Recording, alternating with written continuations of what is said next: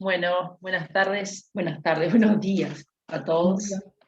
Este, Hay algunos ajustes que tenemos que hacer porque tenemos paro el miércoles, la clase del miércoles se suspende y bueno, se nos atrasa un poquito, vamos a ver ahí, eso quería conversar con ustedes. Y teníamos la clase presencial, o sea que se va a suspender la clase presencial del miércoles y está bueno, quedaría nomás las otras que están fijadas, ¿ah?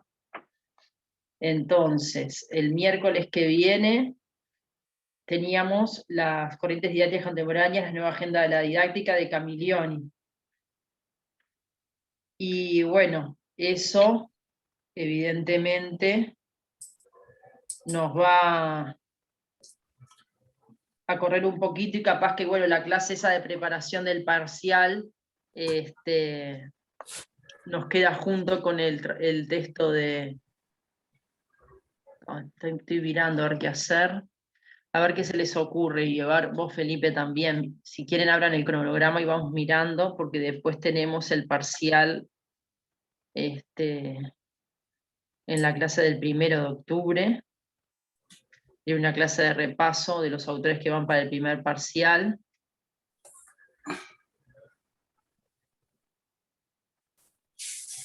A ver qué les parece.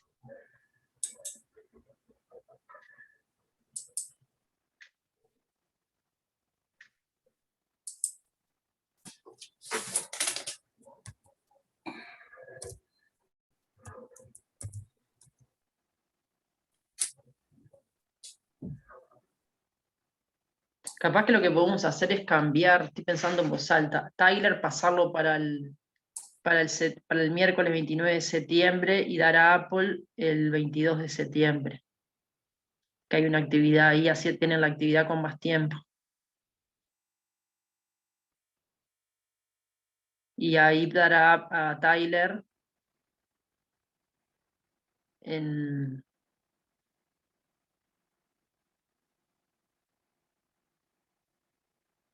Porque ahora nos queda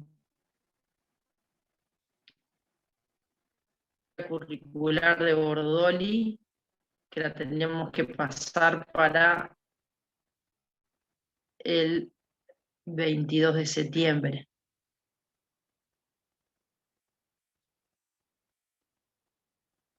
O ese texto de Bordoli, darlo junto con el de Tyler. Ahí va, eso también lo podemos hacer. Ahí va. No sé, estoy pensando un poco, no sé si están mirando el cronograma, pero estoy pensando cómo hacer bueno, con este cambio de que no va a estar la clase de Camilioni del texto de Camilioni, poderlo pasar ese texto para la clase del viernes que viene, evidentemente, y ahí cerramos esa actividad y ustedes la tienen que entregar el domingo. Pasar el texto de Bordoli de teoría curricular junto con el de Tyler, ahí dar dos textos, que esa clase la vamos a dar junto con Felipe, capaz que 1 hora cada texto, ¿te parece, Felipe? Hacer una presentación del texto de Bordoli en la primera hora y en la segunda hora darle el de Tyler. Y después el otro viernes está suspendido por el feriado del universitario, y bueno, y como teníamos, ya después sigue la clase como está, o sea, lo que hacemos es correr lo del 15 de septiembre para el 17 de septiembre, y lo que estaba en el 17 de septiembre, juntarlo con el texto de Tyler en la clase 12, dar los dos textos 1 hora cada uno. 1 hora Tyler y 1 hora Bordoli. Y bueno, y después sigue la agenda normalmente. Después el APU queda para la clase 13 y dejamos la clase de repaso del parcial y la propuesta del parcial esa semana de la clase 14, la dejamos como está para que tengamos ahí un margen de dudas y preguntas. ¿Les parece? Sí, para mí está bien, Pau.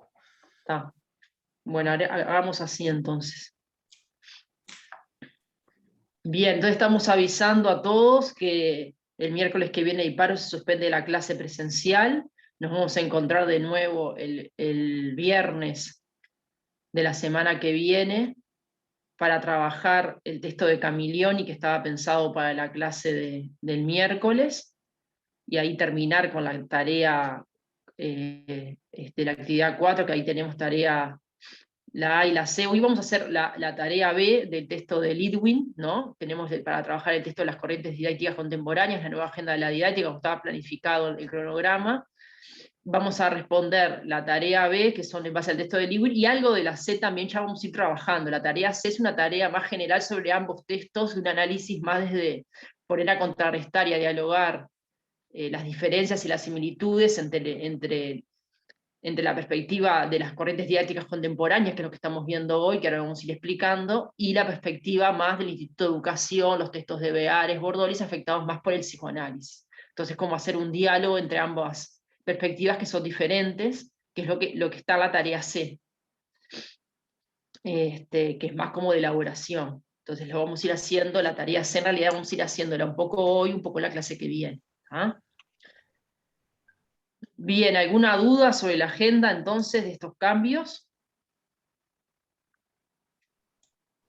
No, quedó claro.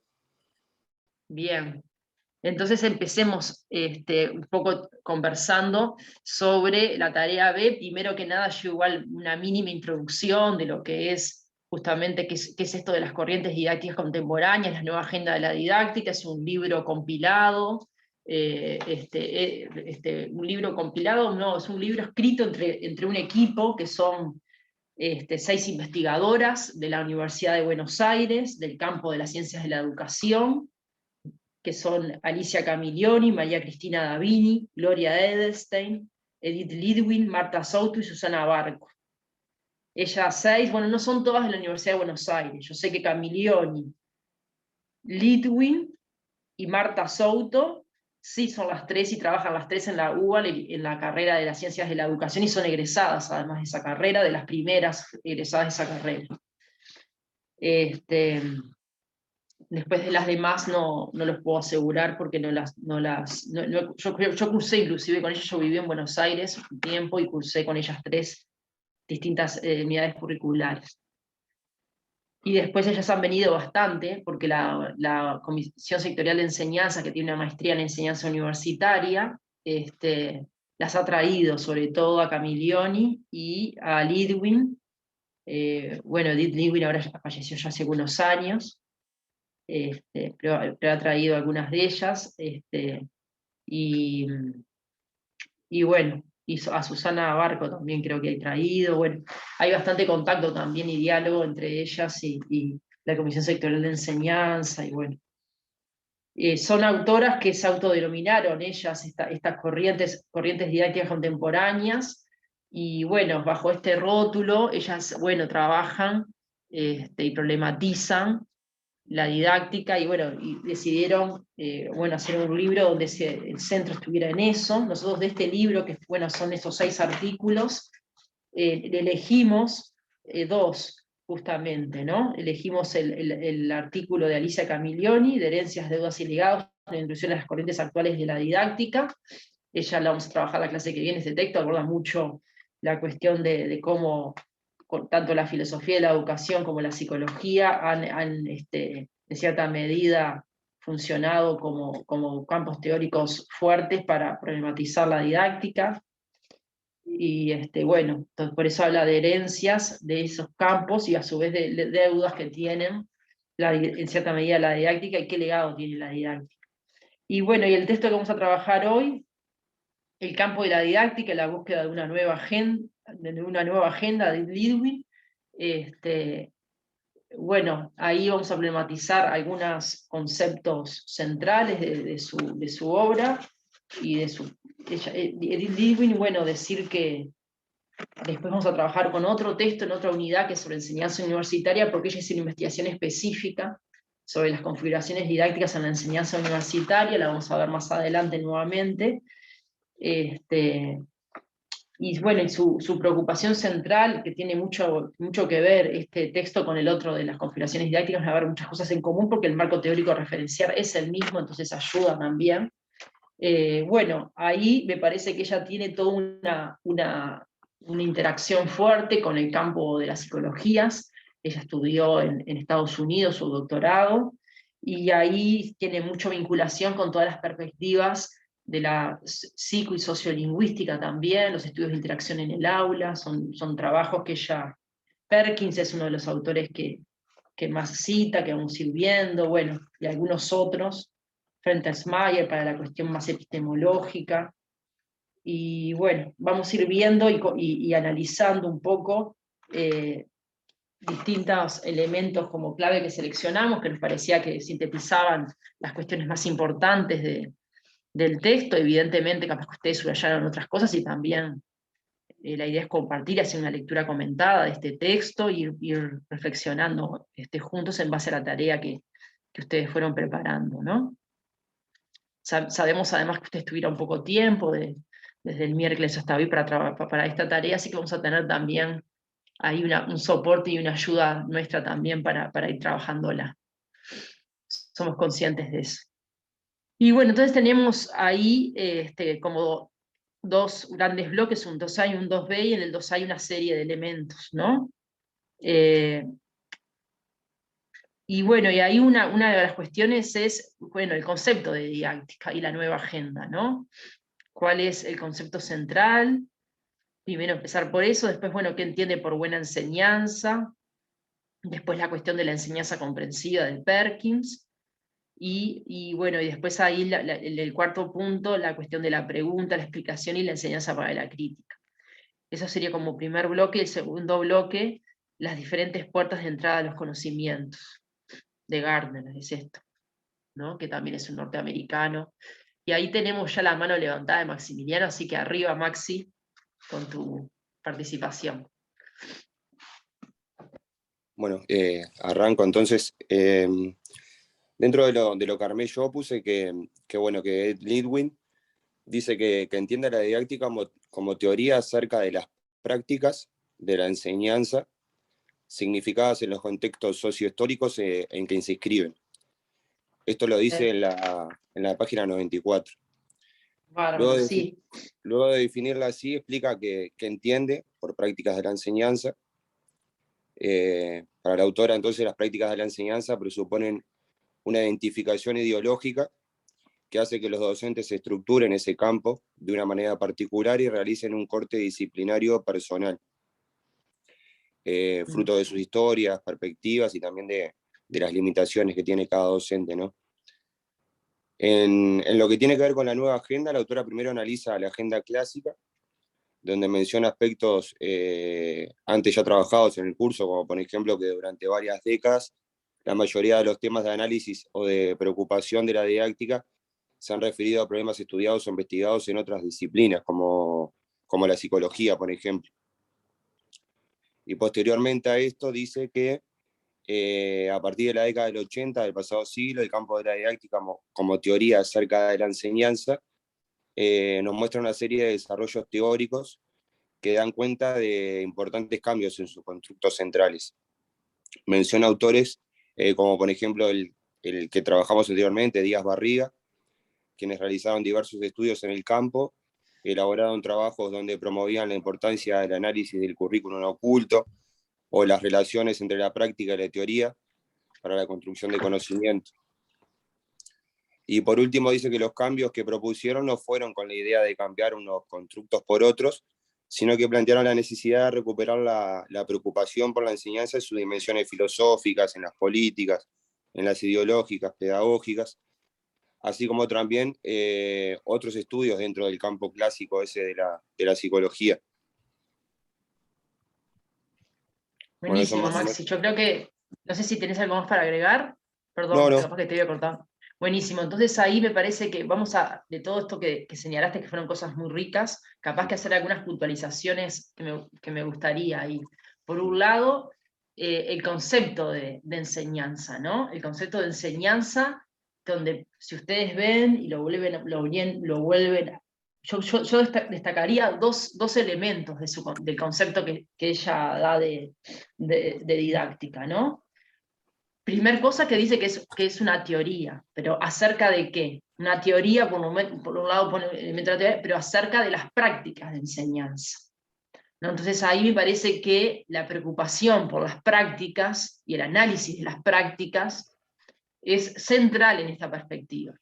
Tanto en Lidwin como en Camillioni tiene una preocupación fuerte por analizar las prácticas y que la didáctica aporte a mejorar en cierta medida, en palabras de ellas, o a, ¿no?, hacer un análisis de eso para, bueno, con una intencionalidad fuerte de mejorar esas prácticas. Ahí me parece que hay una diferencia crucial en esto de la tarea C, que después ustedes van a ir trabajando también, de dos concepciones diferentes. Uno las compara con las concepciones que teníamos de enseñanza en Beares, ¿no?, o en Bordoli, porque ahí me parece, sobre todo más en Beares, su preocupación central era específicamente teórica, ¿no? Entonces, me parece que ahí hay un corte o una diferencia en el sentido y bueno, y en la apuesta, que la palabra prácticas de enseñanza no figura dentro del concepto de Beares, evidentemente, es un concepto exclusivamente teórico, ¿no? Bueno, y ahí me parece que está afectado el concepto de Beares, a diferencia de por el psicoanálisis, ¿no? Y ahí es donde pone el acento, ¿no? Donde pone el acento en ese elemento. Otro segundo elemento también de diferencia, justamente en la segunda parte de esta oración, los contextos sociohistóricos en que se inscriben, o sea, la importancia de analizar siempre, ¿no?, qué ocurre en relación a un contexto histórico y social determinado, ¿no? Entonces ahí me parece que es otro elemento que lo diferencia, ahí el acento, que si bien, bueno, uno podría decir, bueno, Beares también habla de una dimensión política, un nivel político en aquellos 4 niveles, ¿no? Uno podría decir, bueno, hay un nivel epistémico, uno del sujeto, otro didáctico y otro, ¿no?, político. Uno podría decir, bueno, el nivel didáctico de Beares es el de las prácticas, el nivel político de Beares es esta relación con el contexto sociohistórico en que se inscribe, ¿no? Sí, en esos niveles uno podría decir, sí, ahí él engloba todos los niveles y engloba la dimensión de las prácticas y la dimensión política. Pero después, si uno sigue leyendo sus textos, el énfasis o la preocupación es seguir problematizando epistemológicamente en el nivel, ¿no?, del saber o epistémico, es su preocupación central, ¿no?, y en el nivel del sujeto, en tanto afectado por el psicoanálisis, no porque se centra en el sujeto, ¿no? Entonces ahí me parece que, bueno, si uno sigue trabajando con los conceptos de lo que él sigue desarrollando, ahí hay como diferencias, diferentes perspectivas entre esta perspectiva y la otra, ¿no? Y después también vamos a ir viendo cómo hay cuestiones más operativas o categorías más cercanas que nos guían para si uno quiere hacer un análisis justamente de las prácticas o observar clases. Estas herramientas de estas autoras, sobre todo en Lidwin, dan mayor cantidad de conceptos, como uno podría decir, uno podría llamarle hasta ciertas categorías más intermedias, más cercanas a lo que sucede, para poder analizarlas, ¿no? Entonces, por eso me parece como comparando o diferenciando esas perspectivas, ¿no? Bien, eso como un primer aspecto clave. Después me parece muy bueno lo que trajiste de esto de la identificación ideológica que va también al orden al nivel del poder o cierta afectación de Lidwin también por perspectivas que no es el fuerte tampoco de Lidwin. Yo creo que el fuerte de ella es el tema de la psicología, y sus estudios fuertes fueron en el ámbito de la psicología, pero ella no desconoce justamente desde un punto de vista crítico todo el tema de las prácticas de presuponen una identificación ideológica, ¿no? Esta idea de la ideología, que hace que los docentes se estructuren en ese campo de una manera particular, o sea, hay un posicionamiento del docente que uno podría decir, bueno, acá hay una influencia, un matiz de lo que podríamos decir de Paulo Freire, ¿no? En reivindicar que, bueno, que toda educación y toda práctica de enseñanza es un acto político, en tanto el docente toma una posición frente a lo que va a enseñar, ¿no? Y realice un recorte disciplinario personal. También hay un recorte acá epistemológico, una decisión no solamente política en términos más amplios, ¿no? Sino también en relación a ese saber. Hay un recorte que el docente hace, que tiene que explicitarlo, y eso también está atravesado también por lo que es la trayectoria, que ahora eso está mucho más fuerte en el campo de la educación, bueno, cómo las trayectorias de formación influyen en la selección que hace el docente a la hora de seleccionar la enseñanza y la manera que enseña, ¿no? Entonces, cómo ese fruto de esas historias, también esa trayectoria de formación que condiciona en cierta medida lo que el docente enseña. Entonces me parece que eso era como otro aspecto ahí a señalar.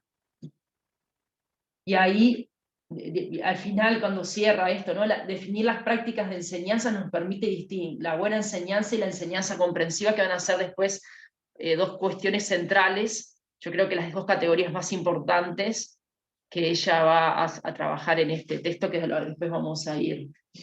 Y bueno, y después otra cuestión que quería destacar de lo que dijo Max, que me parece importante, es esto que ella hace una historización del contraste que ella propone entre la agenda clásica de la didáctica y en qué se centraba esa agenda clásica, que uno inclusive la podría relacionar con eso que estuvimos trabajando desde Bordoli y desde Beares, de lo que ellos ubican en la didáctica de la mediación, ¿no?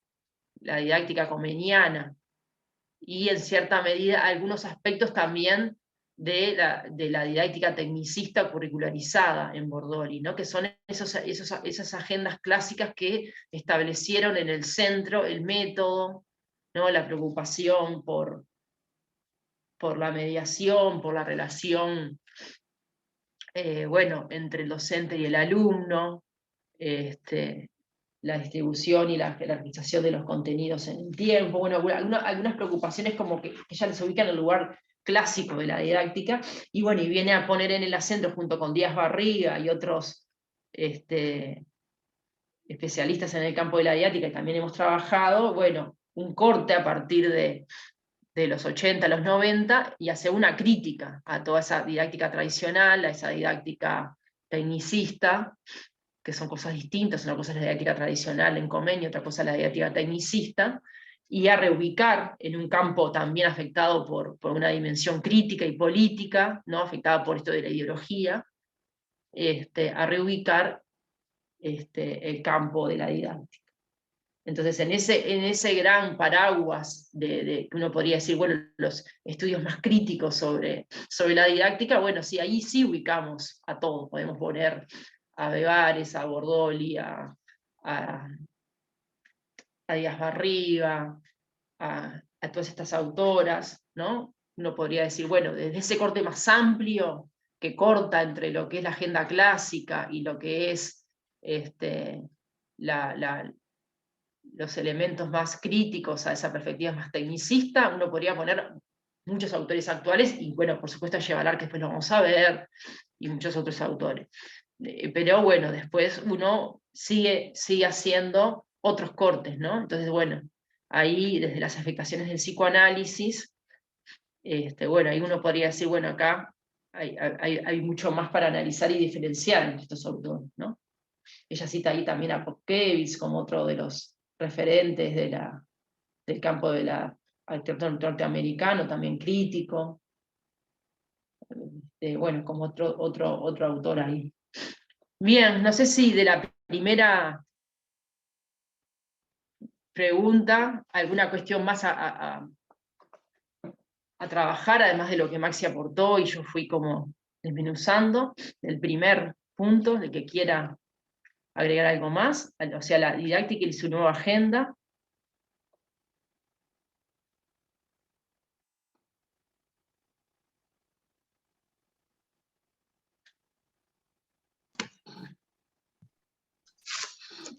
No, yo creo que fue bastante completo el aporte de Maxi, completito.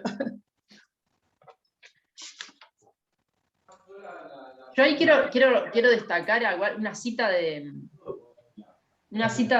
Lidwin, de la página 98, que me parece interesante, cuando ella se quiere también diferenciar en cierta medida de los estudios más clásicos sobre las psicologías, ¿no? Y ahí para trabajar sobre todo en la tarea C, la relación entre enseñanza y aprendizaje. Yo creo que ahí hay unas cuestiones muy buenas, interesantes, que ella pone ahí sobre la mesa. Y decirles que también en la revista Didascomai hay un artículo que yo escribí sobre el análisis de estas perspectivas de las corrientes didácticas contemporáneas, bueno, más en general del planteo de Lidwin, sobre todo el de las configuraciones didácticas. Lo vamos a ver después lo que pasa ese texto, ¿no? Está más para más adelante, ¿no? Eso está más para el punto de la didáctica universitaria. Pero capaz que les puede servir en términos más generales para esto del sujeto, para la tarea C. Yo creo que también les puede servir ese texto. Se llama Relación de aprendizaje en el dispositivo de las configuraciones didácticas de la enseñanza universitaria, la revista de Didascomai. Año 1, número 1, está la EVA, además, ese texto, que en términos más generales, para trabajar la cuestión de sujeto, la relación, en qué lugar ubica el saber, la relación teoría-práctica, y la relación enseñanza y aprendizaje, también les puede servir ese texto. Es como un análisis bastante crítico sobre el texto de... Capaz que fui media dura, yo ahora relativizaría algunas cuestiones de eso, que uno lo escribí hace bastante, y igual le valoraría mucho más esta cuestión, esta reivindicación sobre las prácticas, estas categorías importantes que ella produce justamente para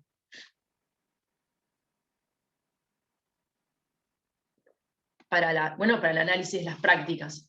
En ese momento como que me centré más en la dimensión más teórica de su planteo y lo puse muy en contraste con la perspectiva de Beares, y bueno, en cierta medida hay unas cuestiones como bastante duras, pero bueno, lo escribí hace años, y ahora en esto de tomando distancia capaz que diría otras cosas. Bien, entonces lo que quería leer es la página 98 al final, sobre todo esta cuestión que ella trabaja o hace una crítica sobre la relación enseñanza-aprendizaje. Porque dice así. Voy a leer al principio de ese último párrafo y al final en la página 98, antes de las referencias al contenido de la didáctica.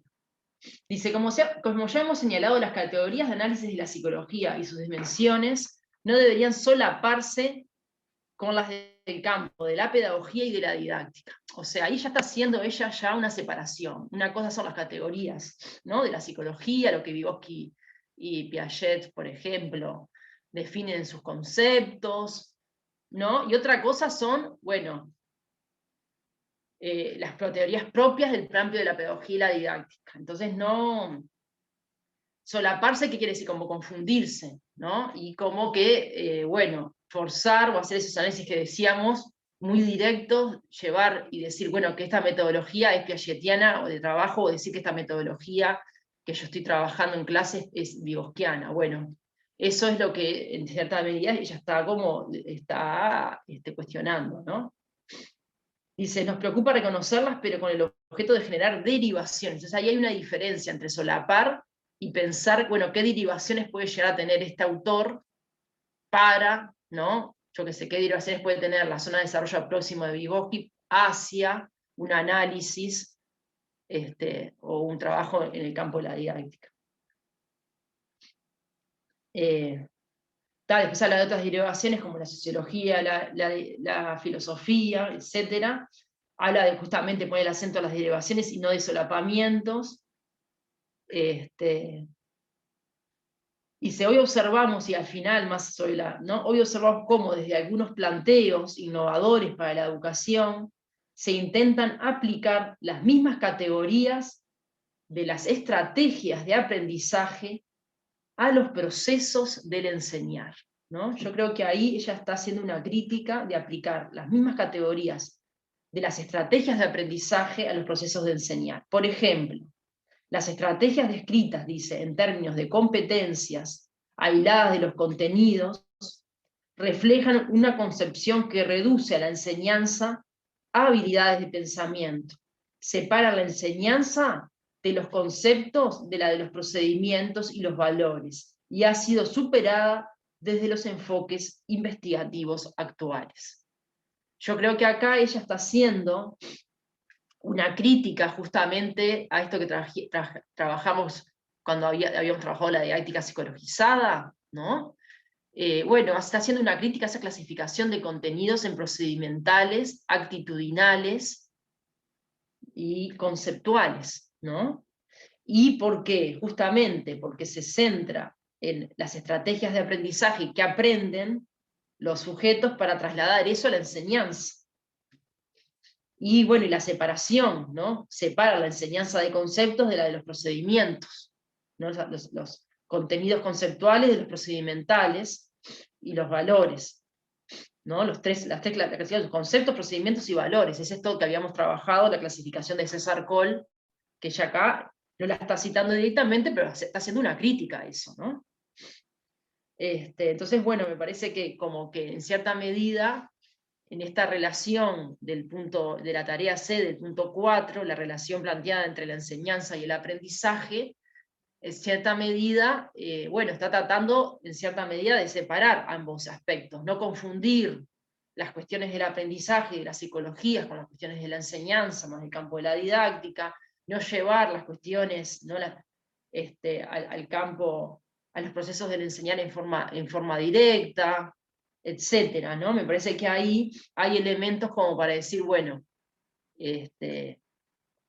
la relación entre enseñanza y el aprendizaje, en cierta medida, la está cuestionando, esto de que la psicología ha hecho, ¿no? Para trabajar, prácticamente anular lo que es la enseñanza. Entonces allá viene, en cierta medida, a reivindicar también otro lugar para la enseñanza diferente a el de las didácticas psicologizadas, ¿no? Que hablaba Bordoli, o la enseñanza guión aprendizaje que hablaba Beares, en cierta medida, ¿no?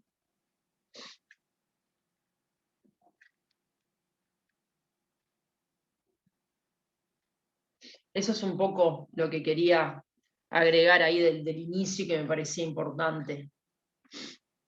No sé si quieren ahora pasar a la buena enseñanza, o hay algo más que quieran del primer punto, la relación entre la didáctica y la nueva agenda.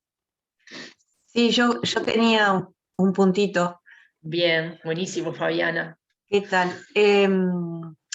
No sé, capaz que lo dijeron, pero me parece importante detenerse un poquito en el reconocimiento que dice Litwin de la nueva agenda. Bueno, dice el currículum oculto, creo que lo dijo Maxi, porque entré un poco tarde y no lo escuché todo. Sí, eso lo está acabando de Apple, porque después lo vamos a ver. A ese Sí. concepto lo vamos a trabajar un poquito más, de Michael Sí. Apple, y bueno, el primero. Sí, pero más me interesa Jackson fue el primero, ¿no? Es con ese concepto de investigaciones afectadas por el cierto marxismo, ¿no? Cierta perspectiva crítica, donde la ideología ocupa un lugar central, lo no dicho, etcétera, ¿no? Pero me parece más difícil de entender, me parece que el currículum oculto se comprende más. Pero esto del reconocimiento del método imbricado en el contenido. ¿Dónde estás leyendo, Fabiana? Estoy en la página 93. Lo que pasa es que ya lo copié. Sí. Bueno, cuando habla de la nueva agenda, ¿no? Allá abajo. Bien abajo, currículum oculto, el análisis del currículum oculto y luego del nulo, el reconocimiento del método imbricado en el contenido. Que siempre me costó un poquito entender eso. Y creo que se refiere a, porque después reivindica volver a las disciplinas, ¿no? Y que cada disciplina tiene sus formas especiales de tratamiento. No sé si lo dice o yo lo estoy extrapolando.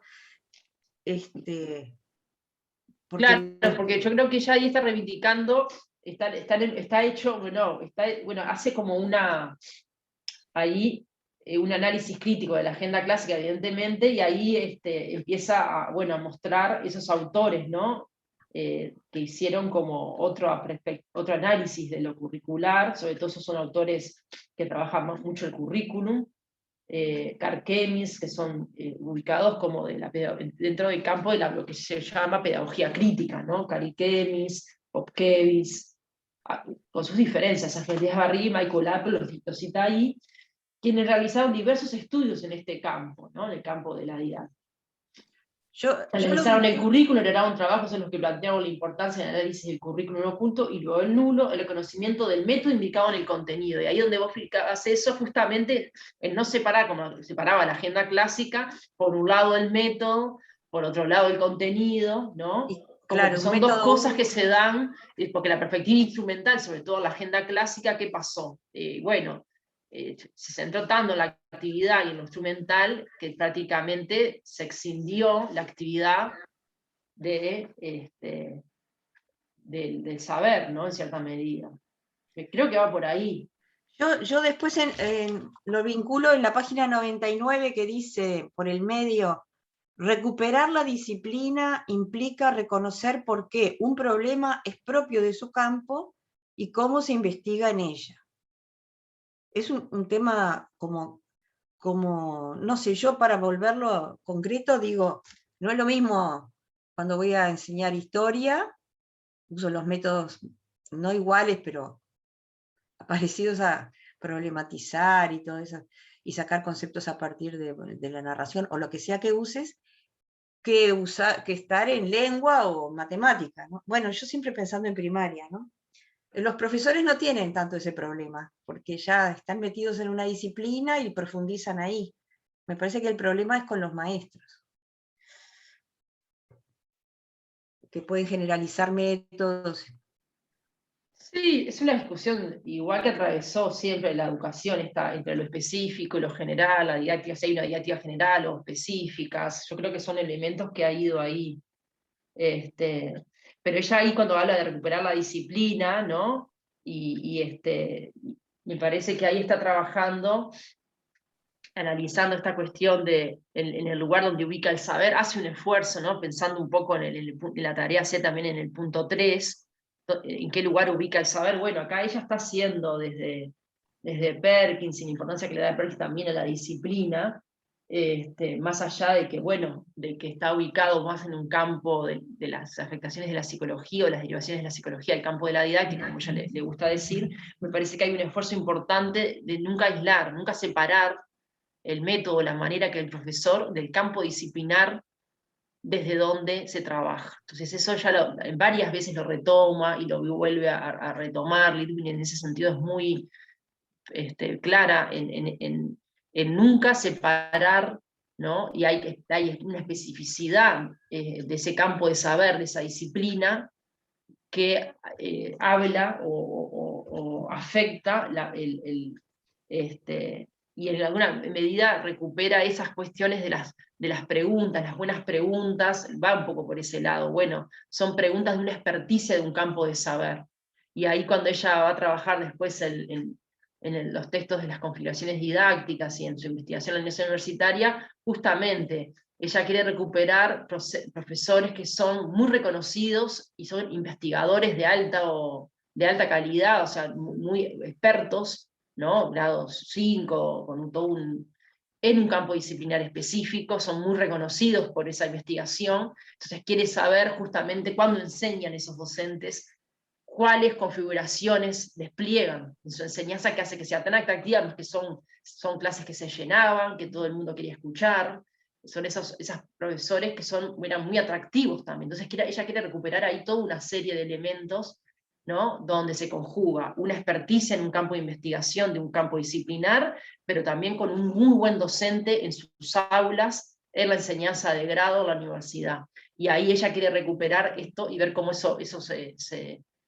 cómo trabajan esos docentes. Por eso su preocupación también por las prácticas, ¿no? De enseñanza. Y entonces, bueno, recuperar la disciplina, yo creo que ahí está bueno eso que traes, porque habla de una posición también de la autora, bueno, en reivindicar ese lugar importantísimo para el campo disciplinar específico desde que se está trabajando, ¿no?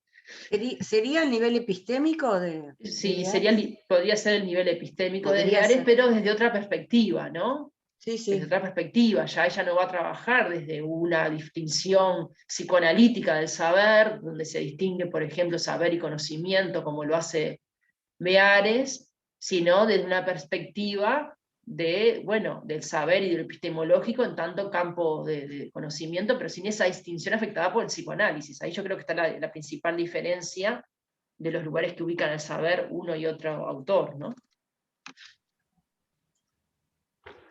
Va por otro lado su preocupación.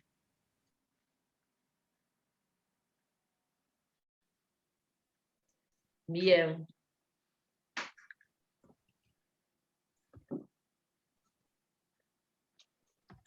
¿Qué otras cuestiones? No, por mí nada, no.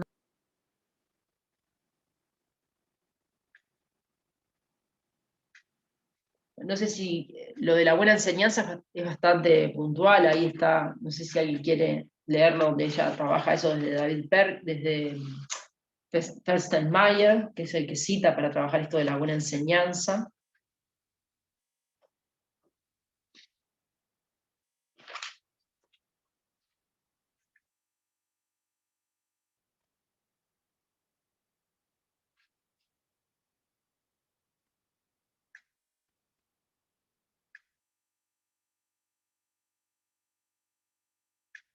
Capaz que todo el primer párrafo ahí donde ella, la página 95, si alguien lo quiere leer y lo vamos comentando, ¿no? Esto de la buena enseñanza, ahí Maxi levantó la mano, puede ser, yo no sé si es de hoy que la tenés o... No, Arriba, Maxi. sí, iba a comentar ahí más o menos Está buenísimo. cómo lo había armado yo. Que, bueno, para empezar, Lidwell nos dice que los alcances de la palabra buena difieren del planteo en que se escribió la didáctica de las décadas anteriores, que se remitía a esa enseñanza exitosa que hemos visto. Por el contrario, ahí en la página 95, la autora marca que en este contexto la palabra buena tiene tanto fuerza moral como epistemológica. Y en este sentido explica que buena enseñanza en el sentido moral son las acciones docentes que pueden justificarse mediante principios morales, los cuales sean capaces de generar ciertas acciones de principios en los estudiantes. Preguntar qué es buena enseñanza en sentido epistemológico, por el contrario, es preguntar si lo que se enseña es racionalmente justificable y digno de que el estudiante lo conozca, lo entienda. Plantea que esta significación de la buena enseñanza implica la recuperación de la ética y los valores en la práctica de la enseñanza. Y después ya menciona a lo que decías tú, Paola, cita a David Perkins, a Ahí Bereiter. ya nos vamos a la enseñanza comprensiva, pero yo creo que está bueno reflexionar un poco más sobre esto, cómo les cae esto de la, ¿no? de la buena enseñanza, ya más que bueno lo pone ligado a un contexto histórico y social también, al contexto donde ¿no? A los distintos ámbitos escolares, que no se agota en lo individual también destaca, ¿no? Me parece, y lo une al conocimiento también, lo epistemológico, ¿no?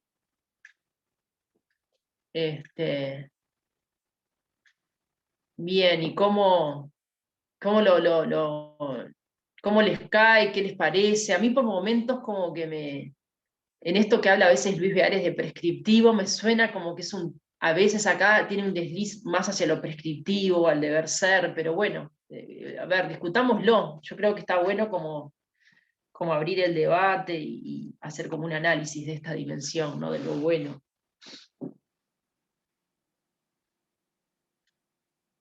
Lo pone entre comillas igual, ¿no? Pero...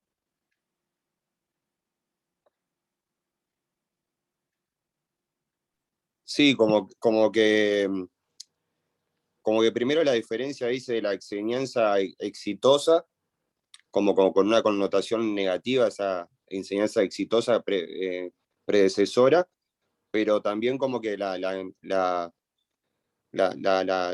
encasilla ahora como dentro de o dice que se debería promover eso de los buenos valores y volver, también me parece que como que primero menciona eso de la buena enseñanza como algo, como decía, como una connotación negativa, y esto de la palabra buena, con un sentido de recuperación de los buenos valores, de la moral, de la ética, y no sé si realmente va para ese lado o en ese sentido sería buena enseñanza la recuperación de ese tipo de valores. Esto a modo personal, ¿no?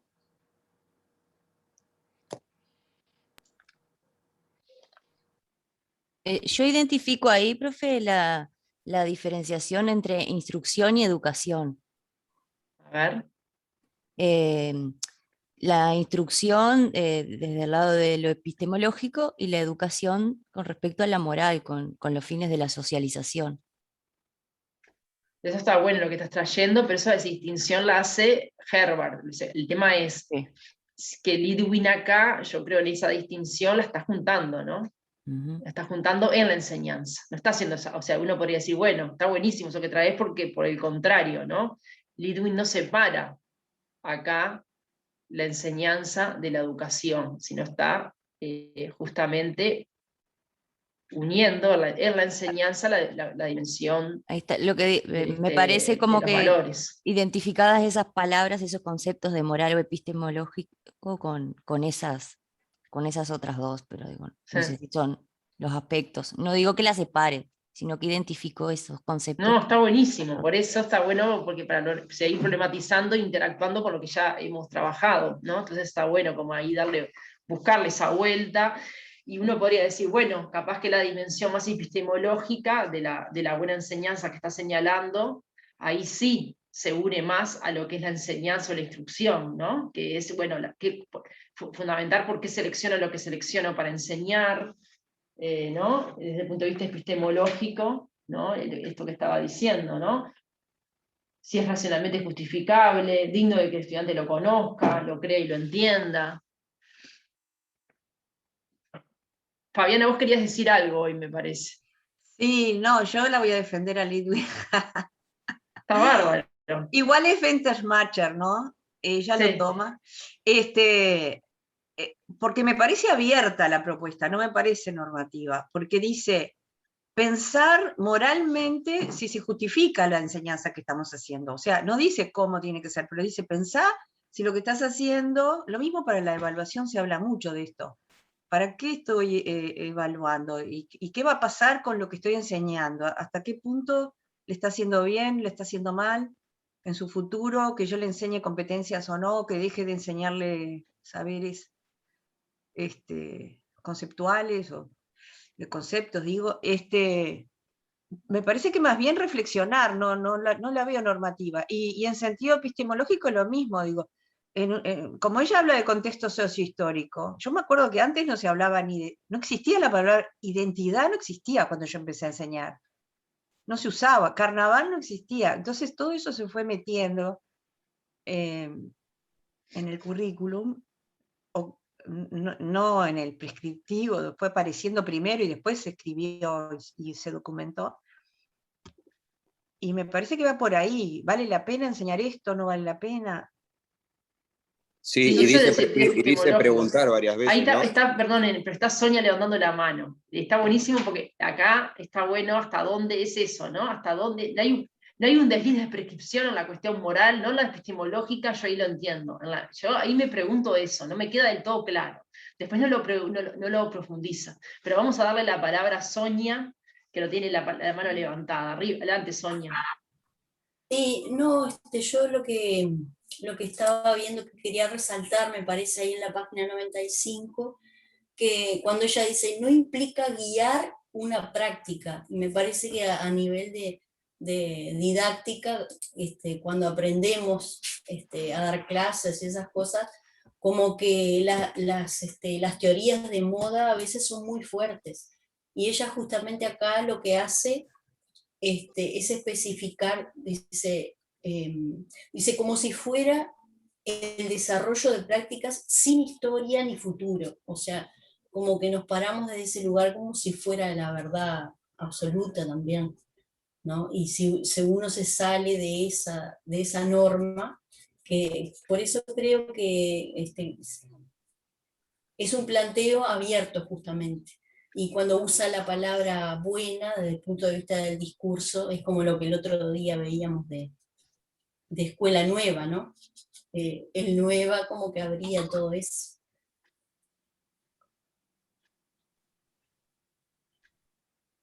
Bien.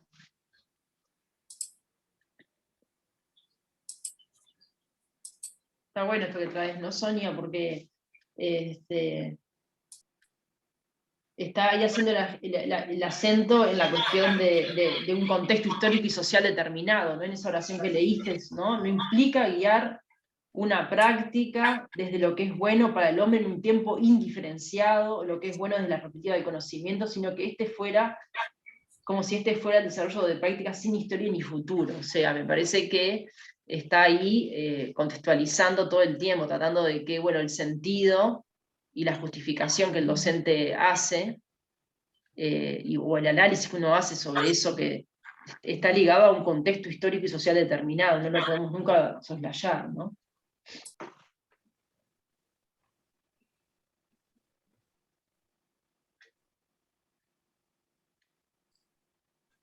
Y yo creo que interesante también en ese mismo párrafo, ¿no? Un poquito antes, cómo justifica esta cuestión de la recuperación de la ética para las prácticas de enseñanza, ¿no? Incorpora esta noción de conflicto. Creo que ahí un poco trata de correrse este lugar más prescriptivo, quizá más moralizante, ¿no? De otras corrientes más tradicionales. Uno dice, bueno, se trata de valores inherentes a la condición humana, pero desde su condición social, en los contextos y en el marco de las contradictorias relaciones de los actores en los ámbitos escolares.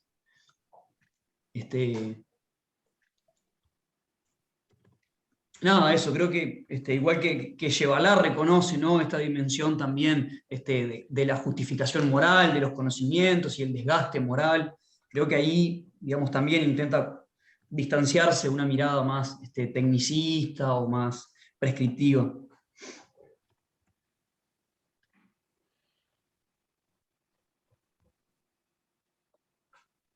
Mm.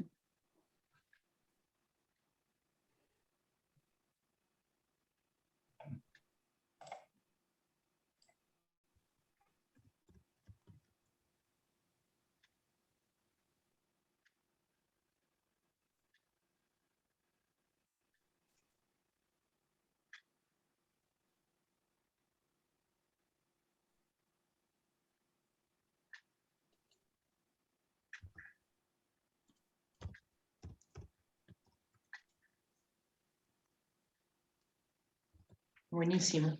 Bueno, lo dejamos abierto ahí.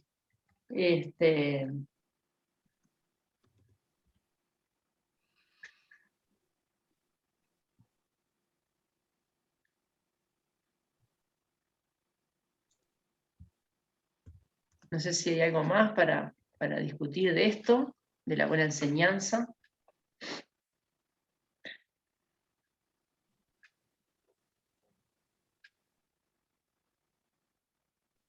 Suena feo lo de buena enseñanza.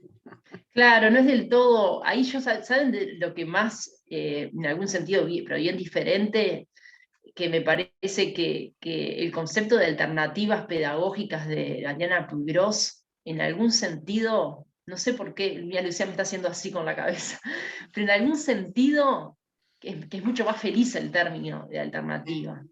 En algún sentido, bueno, busca algo de esto, busca, bueno, pensar en mejores prácticas, en prácticas que realmente puedan, bueno, dar otros, ¿no? En esto de la nueva agenda, pero bueno, desde otro lugar me parece igual, pero creo que la palabra buena no es la más feliz por eso, porque tiene una carga igual ahí, porque bueno, pueden haber muchas buenas enseñanzas, pueden haber, no sé, poderlo problematizar de forma más amplia. Sí, Lucía, te di ahí Sí, justamente había notado esto de los saberes socialmente, ¿no? Como valiosos, y esta idea que capaz que, claro, uno lo lee así, esto de los principios morales, la fuerza moral, la buena enseñanza, pero no sé, capaz que es con lo que uno se queda, ¿no? Para la interpretación. Me parece interesante esto de hacer el énfasis en la intención del recorte, la selección de contenidos, ¿no? De saberes. Me parece que eso es una punta interesante, como más allá de que quizás a uno le suena como un poco conservador, quizá el planteo, o esto de lo moral, cómo se juega, ¿no? Para cada uno, como educadores. Pero me parece que trae esto como de la intención y de un sujeto asociado al contexto, que eso también está bueno para poder anclar ahí las interpretaciones más de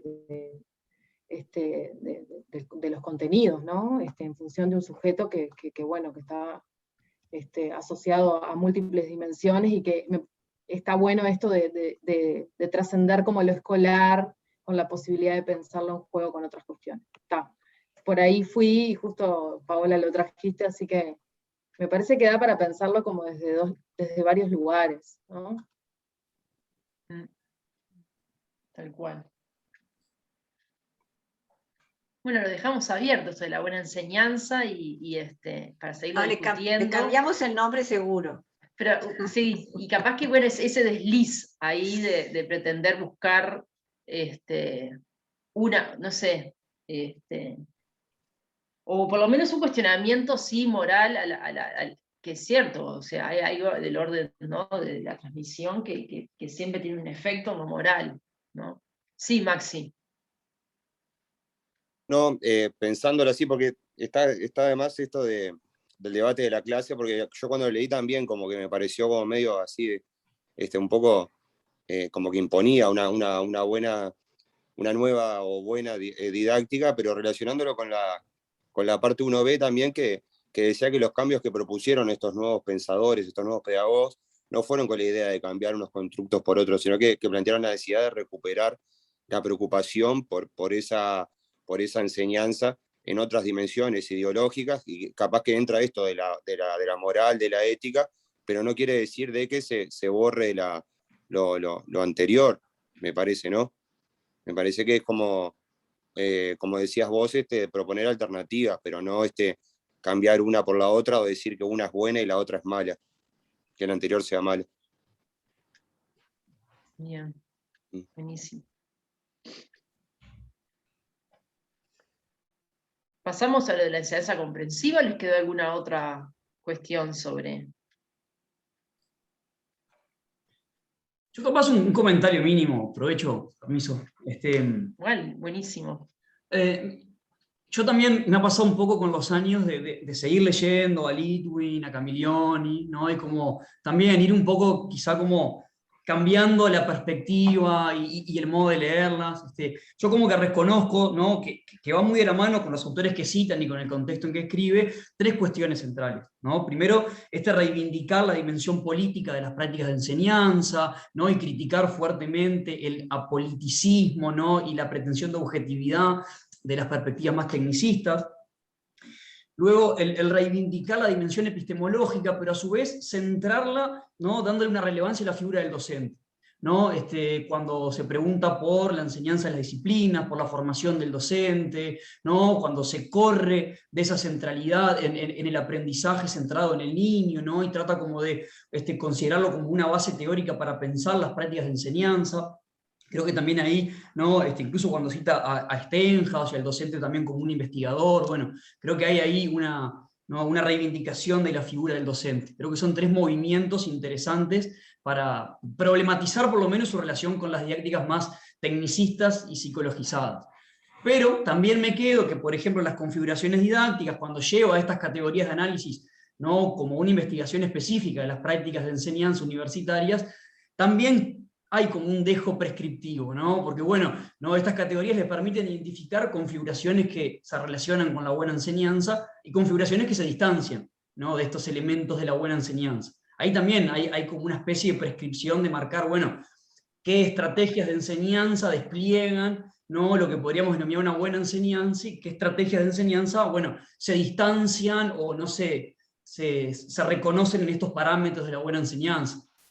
Entonces, bueno, ahí como para, ¿no?, también problematizar un poco esas ese vínculo con lo más instrumental, ¿no? Está bueno eso que traes y también uno sigue preguntándose, bueno, pero cualquier investigador o campo, ¿no? Donde tenga un vínculo como es esta, uno podría decir, bueno, la investigación de Lewin es una investigación pura, es una investigación más aplicada, ¿dónde la ubicaríamos? Y yo creo que sí, que está ahí en el medio, o sea, es una investigación más que pura, es una investigación que ya se plantea justamente en vínculo directo con las prácticas, por eso el magisterio y todo lo que es la formación docente, claro, la utilizan en el buen sentido mucho porque les da realmente herramientas mucho más concretas para reflexionar sobre las prácticas. Le da algunos conceptos que son muy interesantes para el cotidiano escolar y para poder, bueno, pensar más sobre las prácticas de enseñanza. Entonces, bueno, ahí cuando estás tan comprometido con la acción, ¿no? Y con las prácticas de enseñanza, ¿no? Y con pensarlas y mejorarlas y tratar ¿no? de dar insumos para mejorar las prácticas y transformar la realidad en definitiva, ¿no? Porque que es un poco el sentido que hay detrás de esto. Bueno, cuando hay un compromiso tan fuerte de eso, si estas cosas justamente es como que están ahí, justo muy cerca, ¿no? De convertirse en algo ciertamente, sí, prescriptivo, capaz que hasta en el buen sentido de decir, bueno, digamos algo sobre lo que hay que hacer, ¿no? Orientemos en algo a los docentes, ¿no? Entonces ahí hay una dimensión también política, me parece interesante, de una educación o una didáctica que pretende cierta transformación de la realidad, ¿no? Y ahí está esos bordes, ¿no? Por eso yo soy mucho más generosa, ahora y los años, ¿no? Entonces mi texto critíquenlo mucho, eso que les mandé de leer porque me paro en un plano muy teórico, fino, y sí, le digo, sí, si no te preocupa el psicoanálisis, si no le interesa, si no trabaja eso, evidentemente no lo voy a encontrar. Entonces yo me paré muy firmemente desde ese lugar más teórico, fino, del psicoanálisis y cómo pero bueno, me parece que en ese sentido, sí, son los bordes o las cuestiones más del investigador, bueno, hasta dónde, investigo sobre algo y como tengo un interés muy fuerte en el mejoramiento o en la transformación de esa realidad que es la que estoy investigando, no me convierto en algún sentido en esto que vos decís, Felipe, sí es cierto, ya pone buenas configuraciones didácticas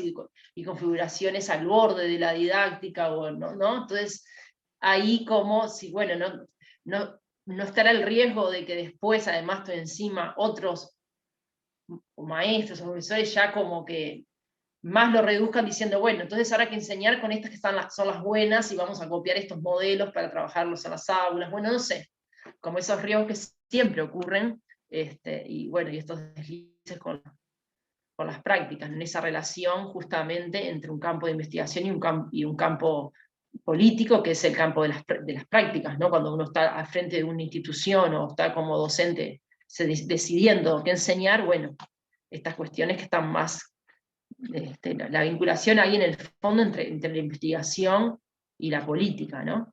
Que es el lugar de decidir y de tomar decisiones. No sé, me surgieron todas esas reflexiones. El problema es lo que se hace con esa investigación, la culpa no la tiene, es como Piaget, ¿viste? Después lo que se hizo con lo que él dijo fue otra cosa, y con Littman Claro. no te puedo decir lo que se hizo, si quieren les cuento. Se grababan las clases y después se desgrababan para ver dónde estaban las configuraciones de Littman. No, fue una aberración total, pero bueno. Bueno, pasamos a la enseñanza comprensiva.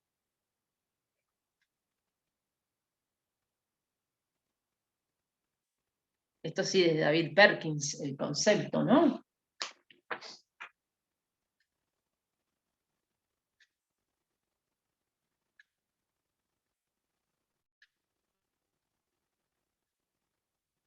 Y ahí sí lo ubica bien en el, ¿no? Lo ubica en la psicología, ¿no? El concepto. O sea, es clara ella, ¿no? Lo toma desde David Perkins, que lo ubica.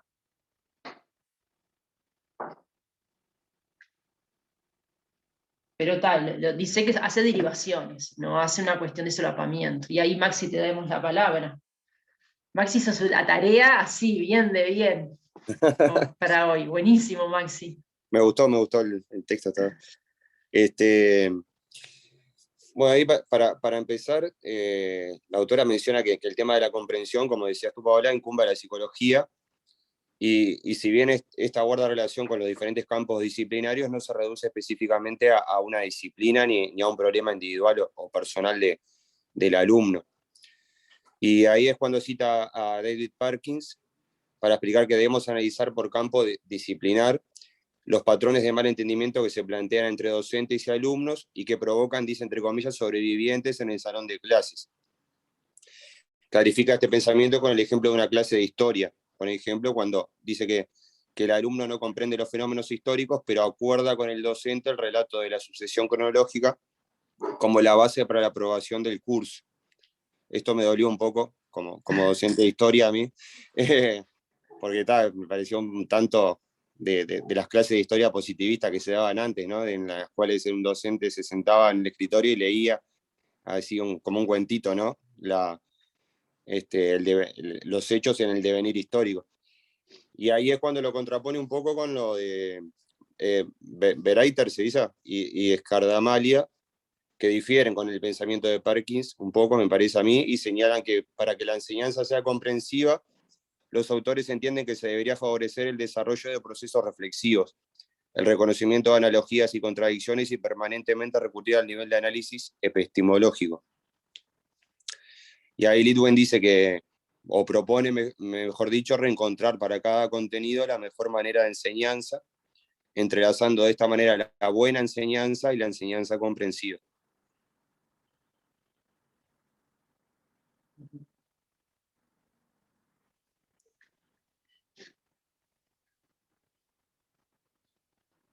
Buenísimo.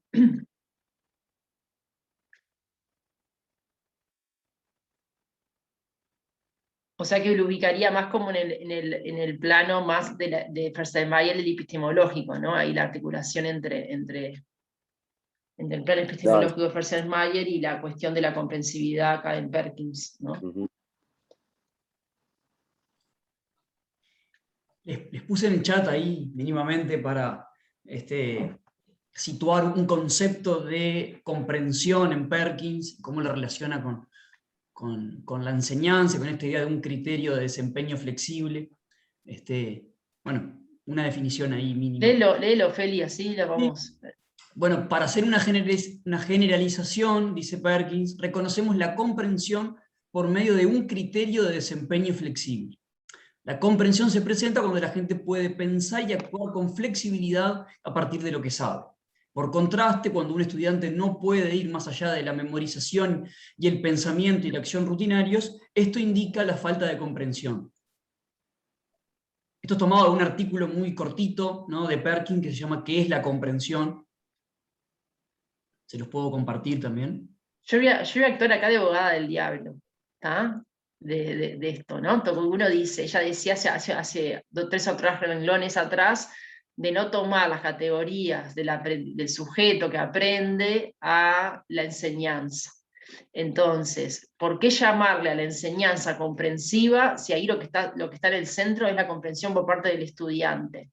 ¿No hay en alguna medida acá a nivel teórico, bueno, esa crítica que ella hacía hace 3 o 4 líneas atrás que habíamos leído, o sea, no hay, en definitiva, al llamarla a la enseñanza comprensiva, ponerle a la enseñanza cosas que son del orden del sujeto y que no se pueden poner en el orden del saber o en el orden de la transmisión, no sé, en esta cuestión de cortar o de separar la enseñanza del aprendizaje. Acá no se confunde mucho, no se mezclan demasiado, ¿no? En esto de pensar también del punto 4, la relación planteada entre la enseñanza y el aprendizaje, este concepto es un poco vidrioso, ¿no?, de enseñanza comprensiva, al leer el concepto de Perkins que puso acá Felipe, que es claro que el concepto de comprensión que es en el estudiante, ¿no? No sé, en esto de, bueno, de los cortes, ¿no? De los cortes, de las acentuaciones, de los énfasis, bueno, más allá de lo potente que es en términos de pararse en el plano epistemológico, de tratar de hacer críticas a cómo la historia se enseña con patrones de mal entendimiento, y esto, no sé, esto de los patrones de mal entendimiento, bueno, me parece que hay por momentos como que... Fabiana. No sé, me da no sé qué intervenir mucho. Yo soy de... No, es para eso la clase, es provocar y, bueno, y discutir.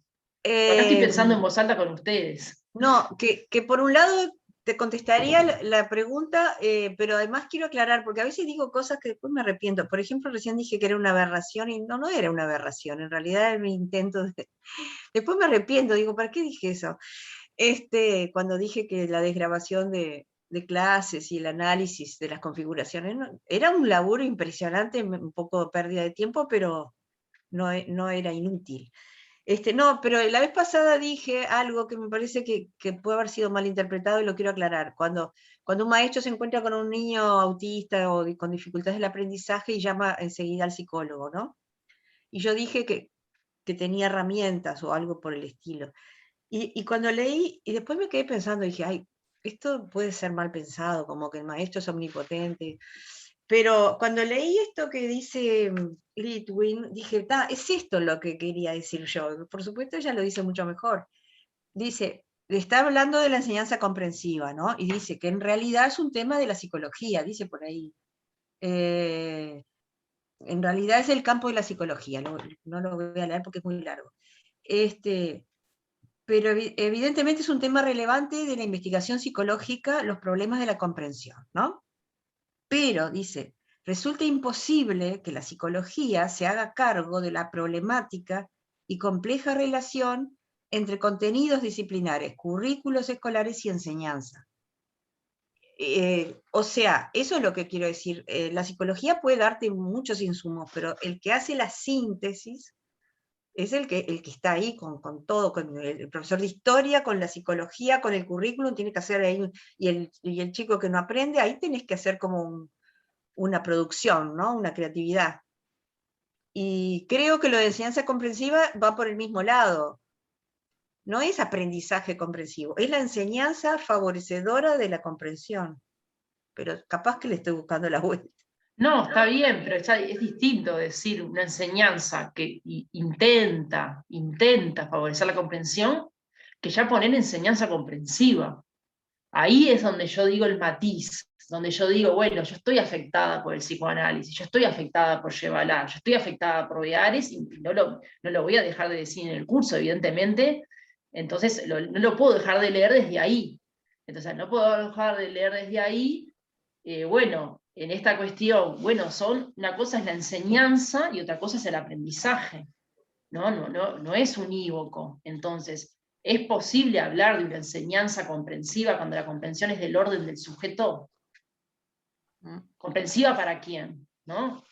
Entonces, si él está posicionándose en el lugar de justamente promover al estudiante, en el estudiante procesos comprensivos, sí, una enseñanza que promueva en el estudiante procesos comprensivos. Es diferente a decir enseñanza comprensiva. No sé, por lo menos a mí me invita esto a tensarlo, a ponerme de abogada del diablo, a tensarlo desde esta cuestión de la enseñanza y el aprendizaje, que todo el tiempo, cuando leo a Litwin, bueno, como están muy afectadas por las psicologías, bueno, por lo menos lo tenso desde ese lugar y lo problematizo, ¿no? No sé, me parece que está bueno hacer ese ejercicio, ¿no? En esta cuestión de, porque además que ella intenta en ese sentido, hace una crítica a eso también, a las psicologías, como veíamos recién, pero acá me parece que se desliza nuevamente con ese riesgo, ¿no? No sé, como cuestiones ahí como a seguir pensándolas, ¿no? ¿Qué piensan los demás de esto? No sé, además que me parece que es eso. Y uno dice, bueno, el psicoanálisis separó la enseñanza del aprendizaje, son temporales de edades diferentes, pero bueno, una cosa es separarla y saber pero desvincularlas totalmente, entonces ahí, bueno, entonces ahí me parece abogado del diálogo, del psicoanálisis, desde otro lugar, Lidwin podría decir, sí, pero no, ¿cómo que no hay ninguna relación entre un sujeto que aprende y un enseñante que enseña? ¿Es total, da lo mismo? No, entonces ahí me parece no. También es cierto que uno, como enseñante, tiene que vincularse con un alumno que está tratando de aprender y saber que eso no da lo mismo lo que haga, porque hay un efecto sobre el aprendizaje en alguna medida. Entonces, desvincularlos totalmente, si bien hay que separar el guión y no es un único proceso de enseñanza-aprendizaje y toda la crítica, evidentemente tampoco me parece que ahí es donde desde uno podría decir, bueno, está, pero eso, una cosa es decir que son temporalidades diferentes, otra cosa es que no tengan ninguna vinculación en absoluto. Y bueno, entonces, no sé, ¿no? Pensando un poco esas...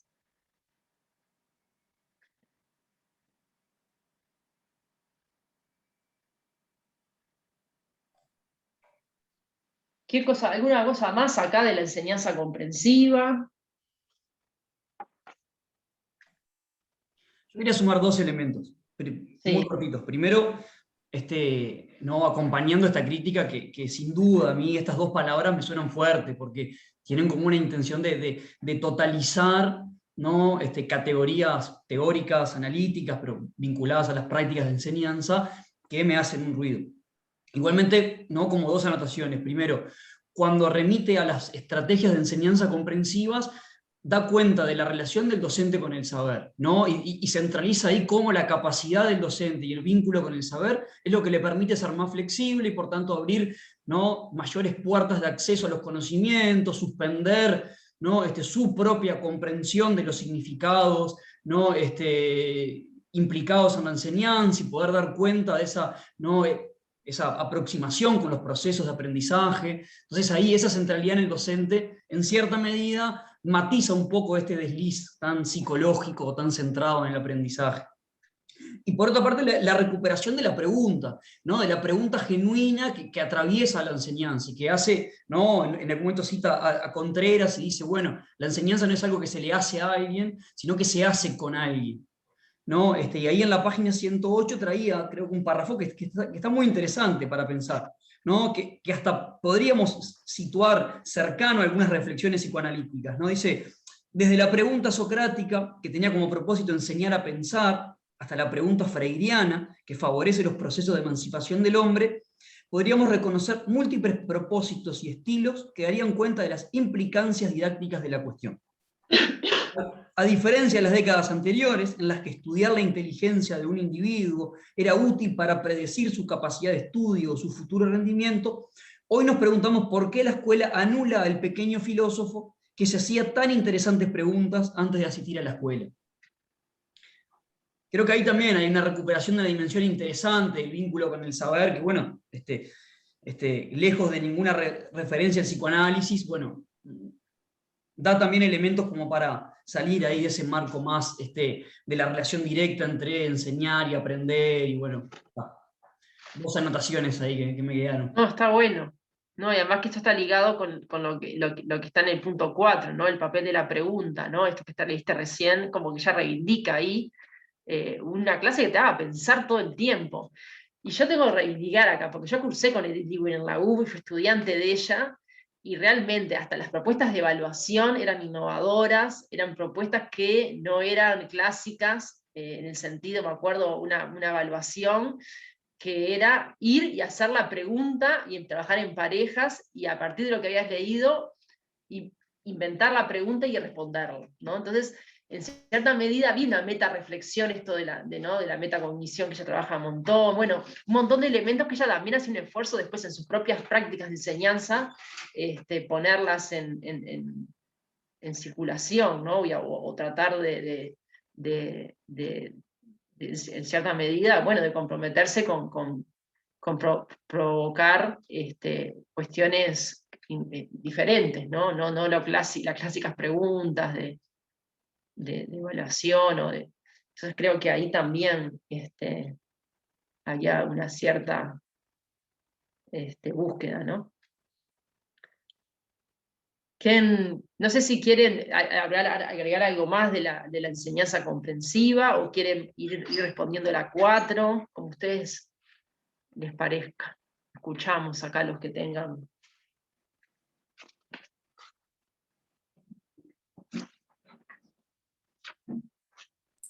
A mí me surgía que lo de la enseñanza comprensiva tiene que ver una vez que el aprendizaje ocupa lugar, ¿no? O sea, cuando solo pensamos en enseñanza, como que no nos preguntamos qué pasa del otro lado.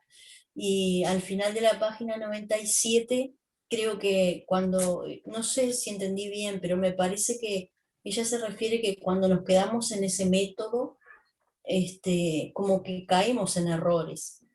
O sea, cuando pensamos que vamos como desvirtuando cada vez más el contenido para que el otro lo llegue a aprender, ¿no? Si nos guiamos solamente por el método. Yo entendí eso, no sé. Como separar, ¿no? Como separarlo los riesgos de separarlo y no articularlo siempre con el conocimiento. Está bueno esto que estás trayendo, Sonia. Capaz que leer esa parte, ¿no? Leer esa parte que había citado, capaz que está bueno. Sí, las buenas propuestas de enseñanza por lo general refieren a tratamientos metodológicos que superan en el marco de cada disciplina los patrones del mal entendimiento. Esto significa malas comprensiones en el marco particular de cada campo disciplinario. No se trata de métodos ajenos a los tratamientos de cada contenido, sino de reencontrar para cada contenido la mejor manera de enseñanza, entrelazando de manera la buena enseñanza y la enseñanza comprensiva. Bien. Sí, yo creo que ahí está bueno eso de esto que recién Felipe también lo traía, ¿no? De todo el tiempo esa búsqueda por articular y nunca separar el cómo del qué, ¿no? El cómo del qué, el contenido, lo que se quiere transmitir, de cómo hacerlo, ¿no? De cómo enseñarlo. Ese esfuerzo, ¿no?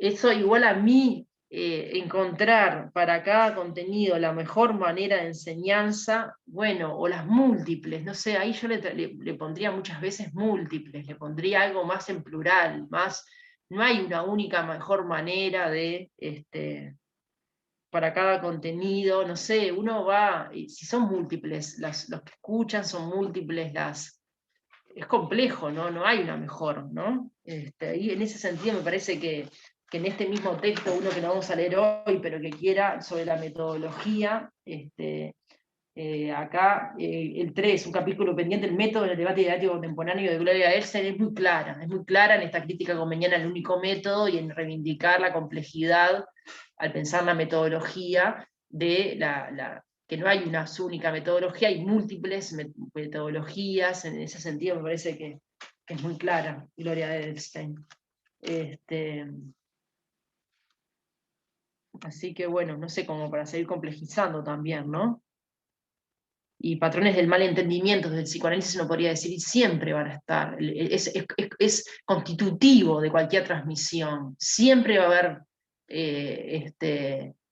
yo digo una cosa y ustedes que entienden en este momento, y múltiples, y porque no es unívoco, el lenguaje no es transparente, ¿no? Entonces ahí, bueno, relativizar un poco más estas cuestiones del mal entendimiento desde el psicoanálisis, uno le podría, ¿no? Desde otro enfoque teórico que no es el de Lidwin, evidente, bueno, discutirla en ese sentido. Malentendimiento va a haber siempre, o sea, porque es constitutivo de la lengua, ¿no? Las fallas, la no linealidad, la falta de transparencia, la opacidad constitutiva del lenguaje. Esa opacidad hace que sea imposible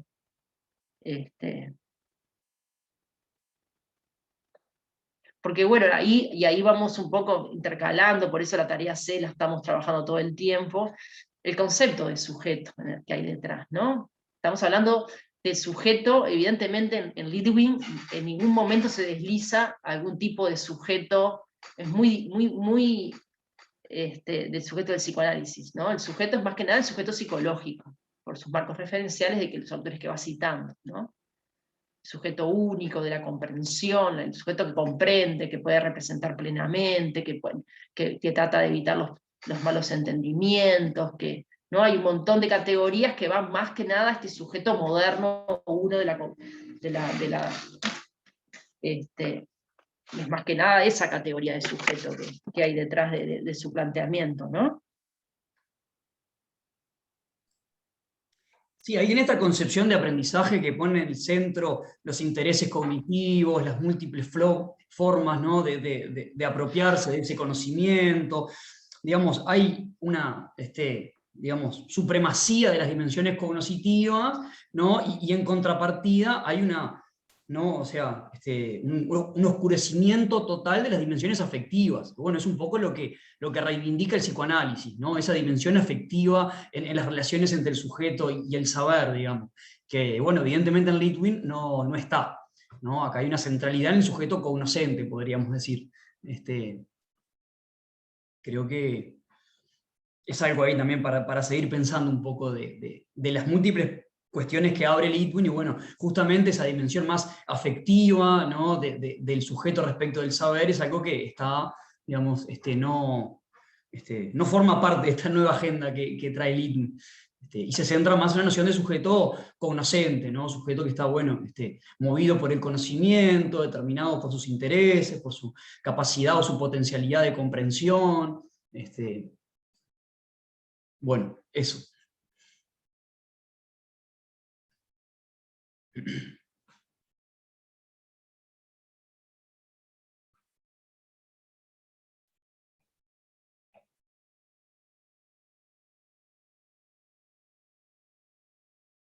Vamos un poquito a la 4 ahora, si les parece, el papel de la pregunta, la explicación y la enseñanza para la crítica.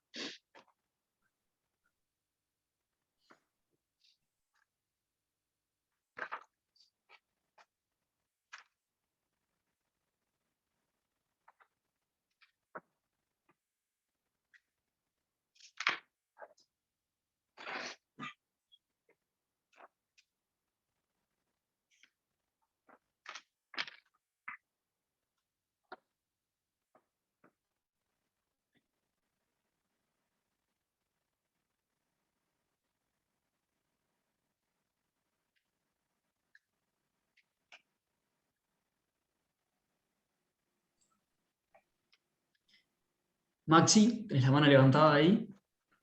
Dale. Arranco. Entonces, bueno, ahí para empezar, Litwin hace como toda una introducción, nos dice que el carácter no auténtico del discurso pedagógico es uno de los problemas más frecuentes que se distinguen en las prácticas de enseñanza. Y la ficción derivada de esta premisa que dice se observa en las preguntas que formula el docente, que no son tales ya que el docente conoce las respuestas. Y de esta manera la búsqueda de la reflexión por parte del alumno no se desarrolla como debería. A continuación plantea que compartir y negociar significados entre maestros y alumnos tiene un sentido complementario y asimétrico. Esa asimetría se da fundamentalmente cuando las y los profesores, dice, suspenden la construcción que poseen y que tiene sentido social, en aras de la comprensión de los alumnos. Se produce la negociación, dice esto textual, de significados cuando un docente es capaz de suspender la construcción social que tiene para favorecer el proceso de comprensión por parte del alumno. Esto lo dice en la página 107. Entonces, marca que para que se produzcan estos procesos de negociación, los docentes tendrán que reconocer por qué el alumno plantea lo que plantea. Tendrá que reconocer el origen de su afirmación, hacia dónde se dirige su pensamiento, esto es un proceso de aprender. Si no se produce este proceso de aprender, dice en la página 107, por parte del docente, no puede generar una negociación con sentido pedagógico. Para la autora, en este marco comunicacional, es en el que le encontramos sentido a la pregunta del docente, dice, ya que refiere a la epistemología social de la disciplina. Permite reconstruir conceptos, genera contradicciones tratando de recuperar las concepciones erróneas sobre un concepto para desconstruirlas, etc. En ese sentido cita a Jung, o Jung, no sé cómo es, para traer la preocupación de la burocratización de la pregunta en los espacios escolares, lo que implica contar con la pregunta y la respuesta, y por tanto no asume ningún riesgo al formularla ni representan nuestra capacidad de asombro, dice Jung. Así como la pregunta ocupa un lugar privilegiado para la autora en el discurso vocacional, entiende que el tipo de explicaciones que genera un docente necesita también diferenciarse en el análisis didáctico. Entiende que diferenciar el tipo de explicaciones y generar puentes entre ellas, reconocer contradicciones y analizar las creencias que subsisten, favorece una interpretación de las acciones comunicativas en el aula. Y ahí termino con una cita que dice: las preguntas o los tipos de explicaciones pueden generar un proceso reflexivo que conduzca o promueva la construcción de conocimiento, dice, en la página 109.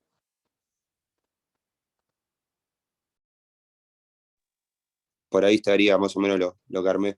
La verdad, Maxi, que re bueno, porque hiciste, me parece, una selección muy interesante de estos aspectos de esta pregunta y cómo lo fuiste como articulando. Pensé que tiraste un montón de puntas, ¿no?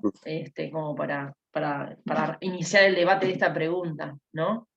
Yo creo que está re interesante. Yo creo que esta parte, o sea, todo el tema de cómo, ¿no? Esta distinción entre preguntas de mentira o de juguete, ¿no? Y las preguntas que realmente sean preguntas genuinas, ¿no? Que el docente en ese momento se las esté preguntando. Yo creo que eso es muy valioso, y porque además me parece que lo uno con cuestiones ahí desde otro enfoque, pero que sí Ares, por ejemplo, trae de la distinción entre la posición de la reproducción o también de llevalar, ¿no?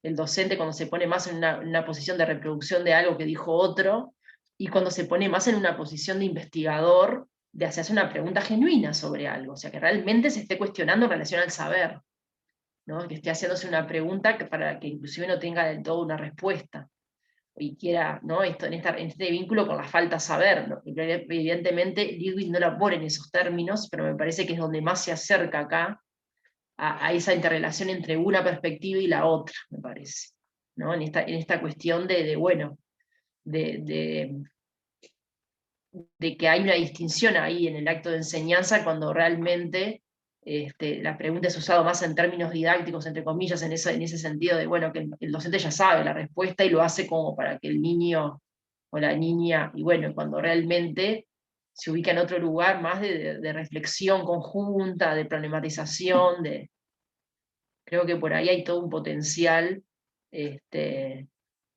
interesante como para pensar. Pero yo había visto una mano levantada recién cuando estaba hablando.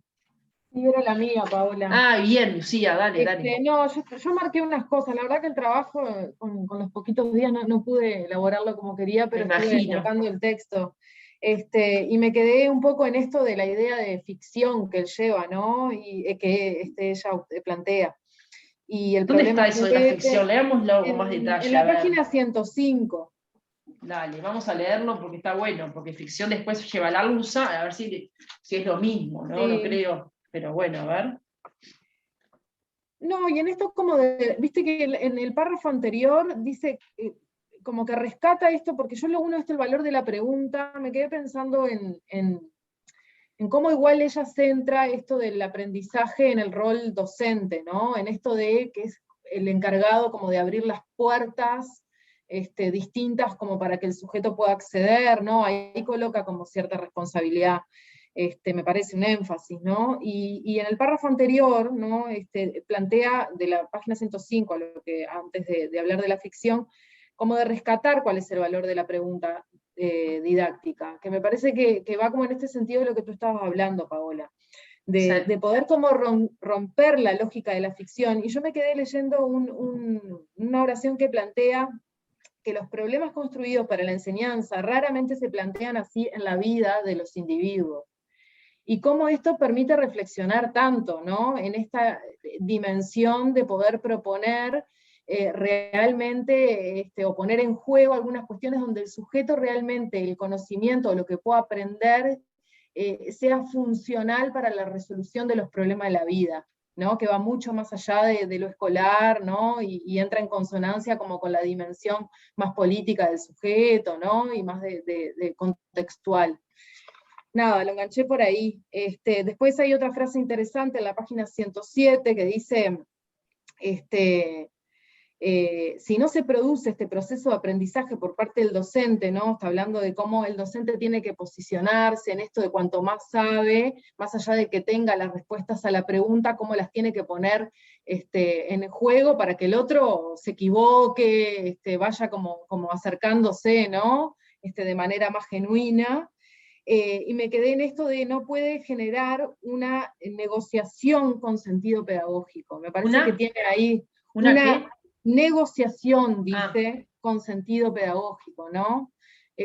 Nada, me parece que está como interesante esta forma que lo trae, por lo pronto de romper un poco como esta cuestión tanto de lo escolar, ¿no? De que prácticamente como que el conocimiento, que si bien también lo trae, ¿no? De que se juega mucho como en el ámbito, en el espacio escolar, como con estas cuestiones también las puede ir como llevando hacia otros horizontes.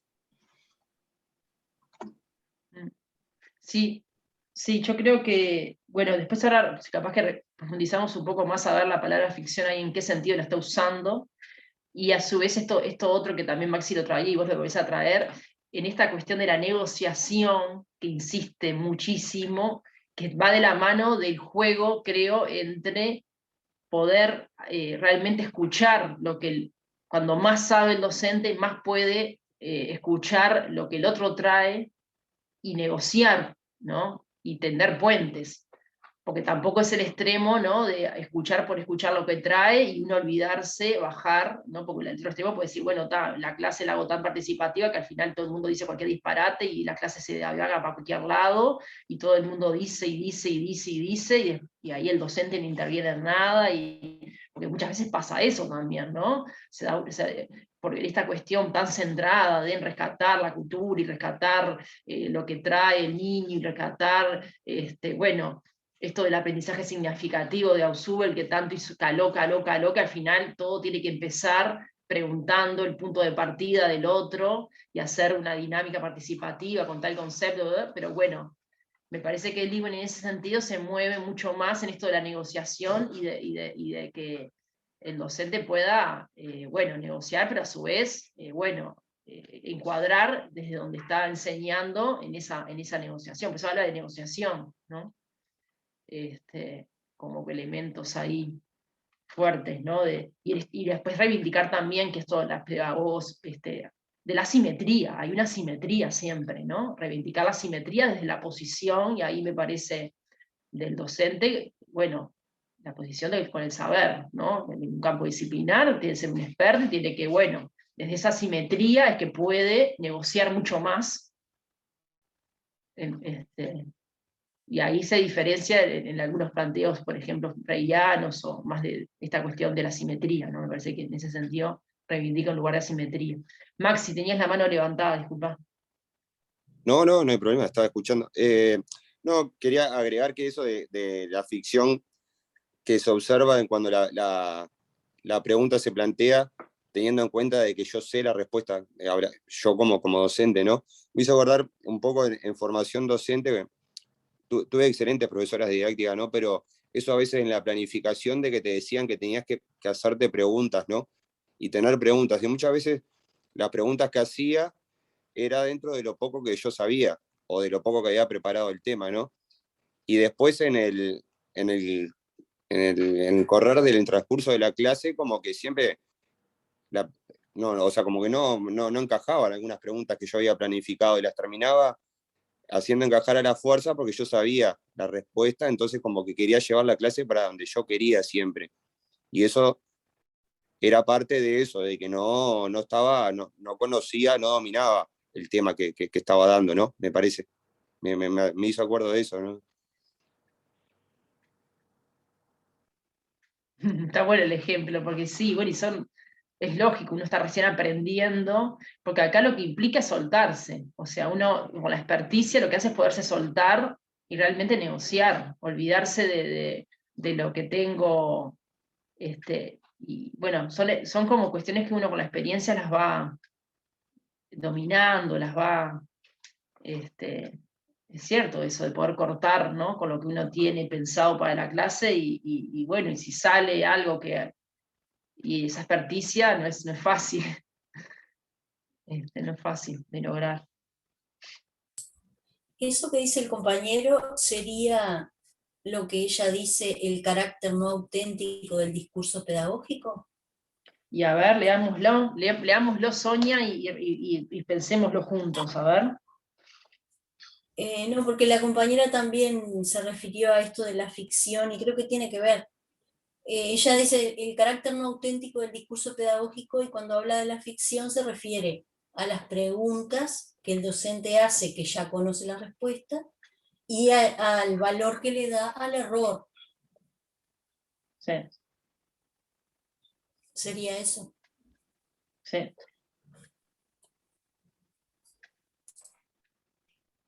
Sí. Está hablando ficción ahí más no en un sentido psicoanalítico, está hablando de ficción en un sentido mucho más práctico, como no auténtico, o ¿no? En ese sentido. Las famosas clases de análisis, capaz. Ahí Fabiana estabas levantando la mano. Sí, Sí. sí, lo que dijo Maxi tal cual. Yo era profesora de didáctica y pasaba eso, pero bueno, los noveles, como se dice, los inexpertos pasan por eso. ¿Qué vamos a hacer? Plantear preguntas que después no te cuajan y las metes con forceps.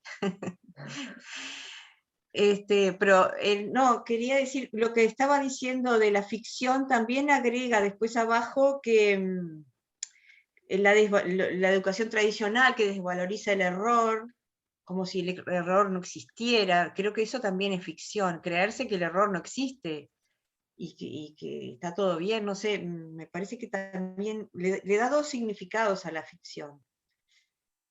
A ver. Uno Dale, es a las preguntas de juguete, ¿no? Y a los problemas de juguete que se plantean en la enseñanza. Y el otro es castigar el error, cuando en realidad ella se ve que es muy cognitiva, porque esto del error es constructivo, es muy de la psicología cognitiva, ¿no? Sí, claro. Sí, ni que hablar que sí. La verdad que iba a decir otra cosa, pero me olvidé. No, todo bien.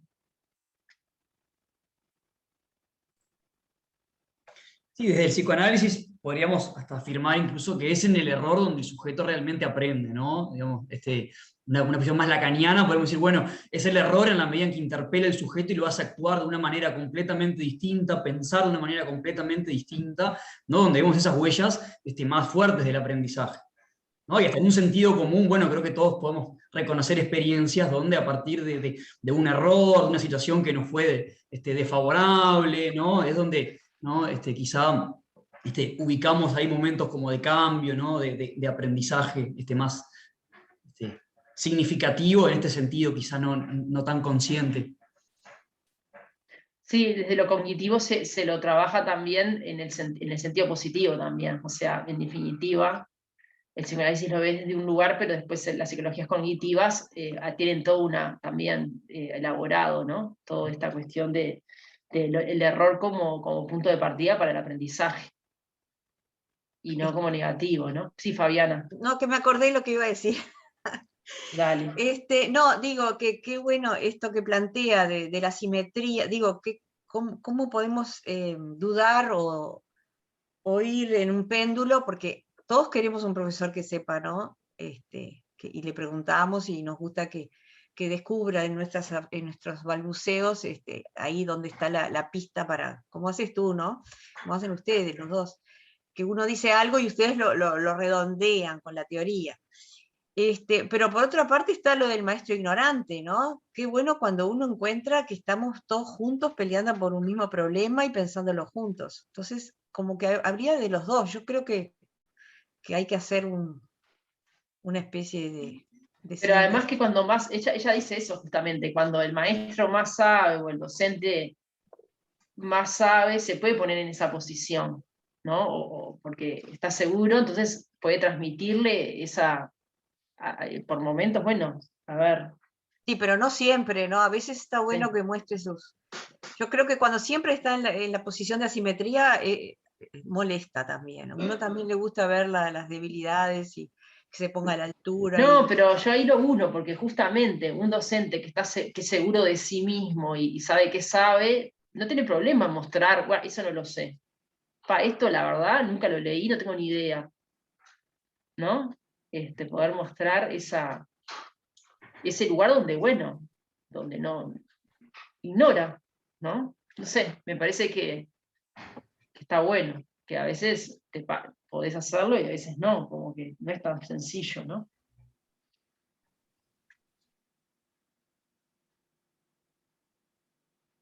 El sinceramente no sé, te lo respondo para la clase que viene, ¿no?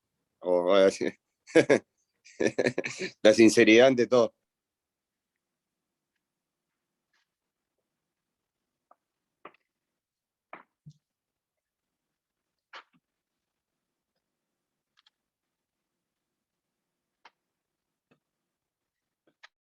Capaz que, no sé si quedó algo más de la 4, porque nos quedan 10 minutos, podemos ir redondeando la 4, pero a su vez también tratar de repasar de nuevo la tarea C. Hablamos algo de sujeto, hablamos algo del saber, lo fuimos trabajando pila, también fuimos problematizando la relación enseñanza-aprendizaje. Las afectaciones teóricas y disciplinares que presentan estas autoras también creo que han quedado claras hoy en la clase. Y la 2, la relación teoría-práctica, preocupación central de sus programas de investigación, algo de eso dijimos, pero también podemos retomar, no sé, como que darlos también para ir haciendo como un cierre en esos aspectos, si les parece.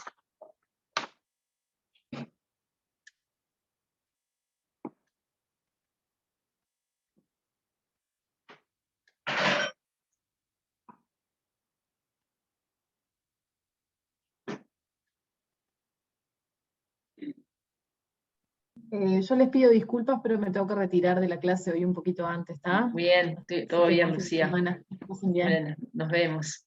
Hasta el viernes que viene. Hasta el viernes, sí. Nos vemos. Buenísimo.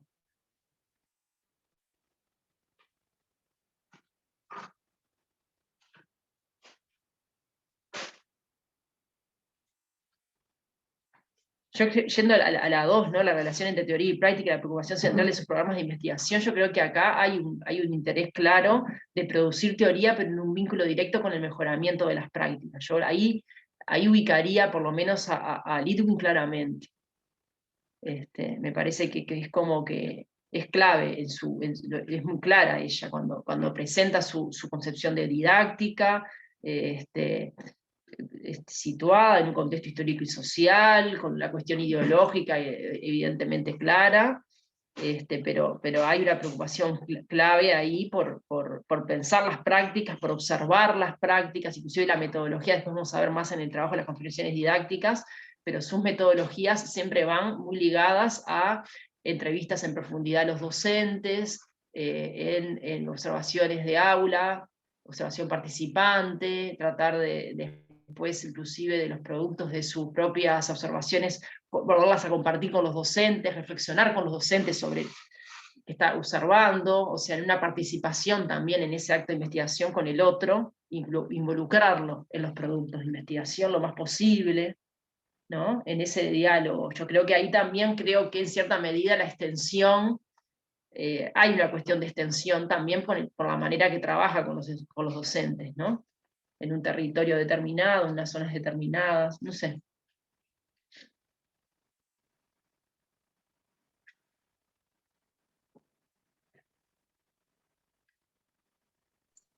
La más difícil es la del lugar, para mí, la del lugar donde coloca el saber. Y ahí algo estuvimos diciendo, yo creo evidentemente Sí. no hace la distinción entre saber y conocimiento, no lo hace. Me parece que se para más en el lugar del conocimiento en términos de Beares, o sea, no hay una afectación del psicoanálisis en su trabajo. Y sí hay una preocupación muy fuerte epistemológica todo el tiempo de unir y nunca separar el qué enseñar con el cómo, ¿no? Siempre la cuestión, por eso trabaja mucho sobre sobre las disciplinas, distingue disciplinas de asignatura y reivindica el lugar de la disciplina, ¿no? Y critica toda la cuestión del asignaturismo y la fragmentación del saber en cuestiones muy estancadas en algunos momentos de su... ¿no? Pensando en la organización de la enseñanza y cómo los campos disciplinares se fueron fragmentando en asignaturas que perdieron su sentido en cierta medida, ¿no?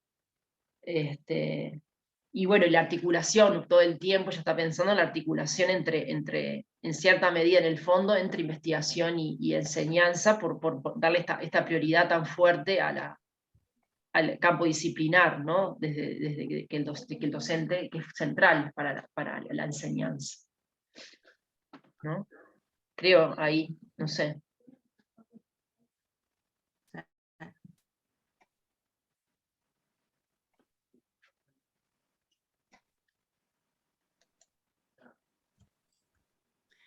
Y ahí la relación entre enseñanza y aprendizaje yo marcaría como esa cuestión de ida y vuelta, por momentos una crítica, perspectivas más psicologizadas, donde hacen una traducción, pero por otros momentos, por ejemplo, analizar el concepto de enseñanza comprensiva, hay nuevamente un desliz ahí en solapar, que ella no quiere, pero en definitiva... No sé, como creo que ahí hay que mostrar como esas ambivalencias o esas, porque bueno, ella separa ahí en el punto 5 qué afectaciones teóricas y disciplinares presenta estas autoras, bueno, evidentemente separan en todas las, ellas les llama derivaciones de la psicología cognitiva al campo de la enseñanza, evidentemente se ubica ahí. Y ahí trabaja igual, cuando habla, por ejemplo, de la negociación de significados en el aula, es donde más trabaja con la sociolingüística, ¿no? Las perspectivas más de la socio y psicolingüística, que trabajan todos estos procesos de negociación en el aula, las relaciones de poder, la circulación de la palabra, bueno, y cuánto ¿no? el docente puede negociar los significados, etcétera, ¿no?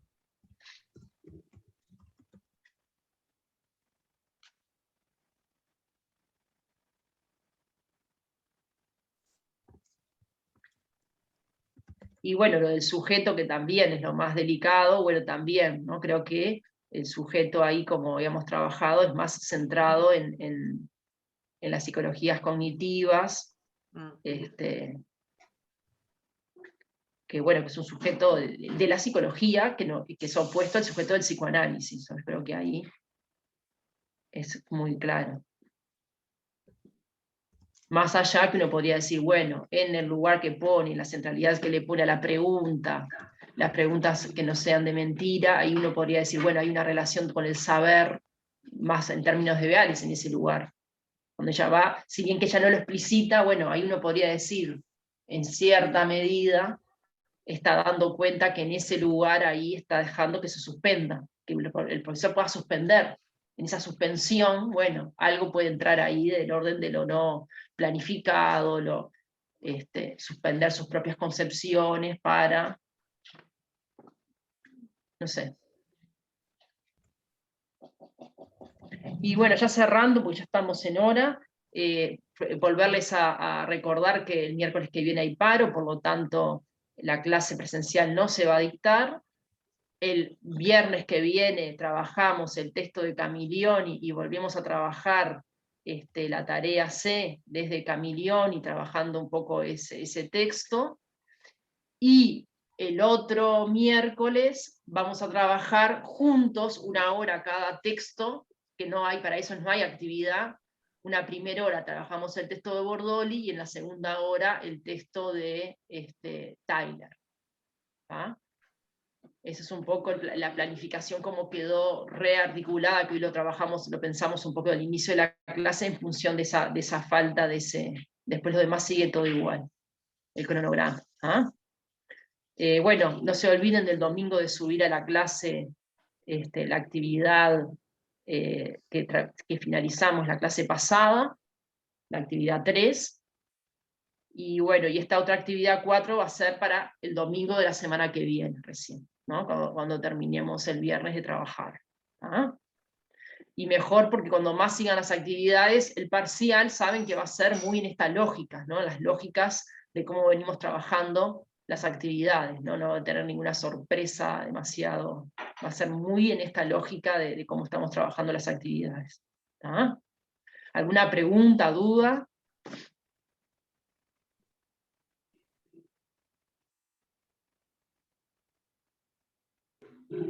Disculpe por haber entrado tarde, los viernes siempre a las 11 ingreso y bueno, muchas gracias. No, por favor, Mónica. Bueno, nos estamos viendo. Buen fin de. Buen fin de semana. Buen Chao, fin de chao. semana, que pasen bien. Igualmente, que Chao, pasen chao. bien. Gracias. Chao, que descansen.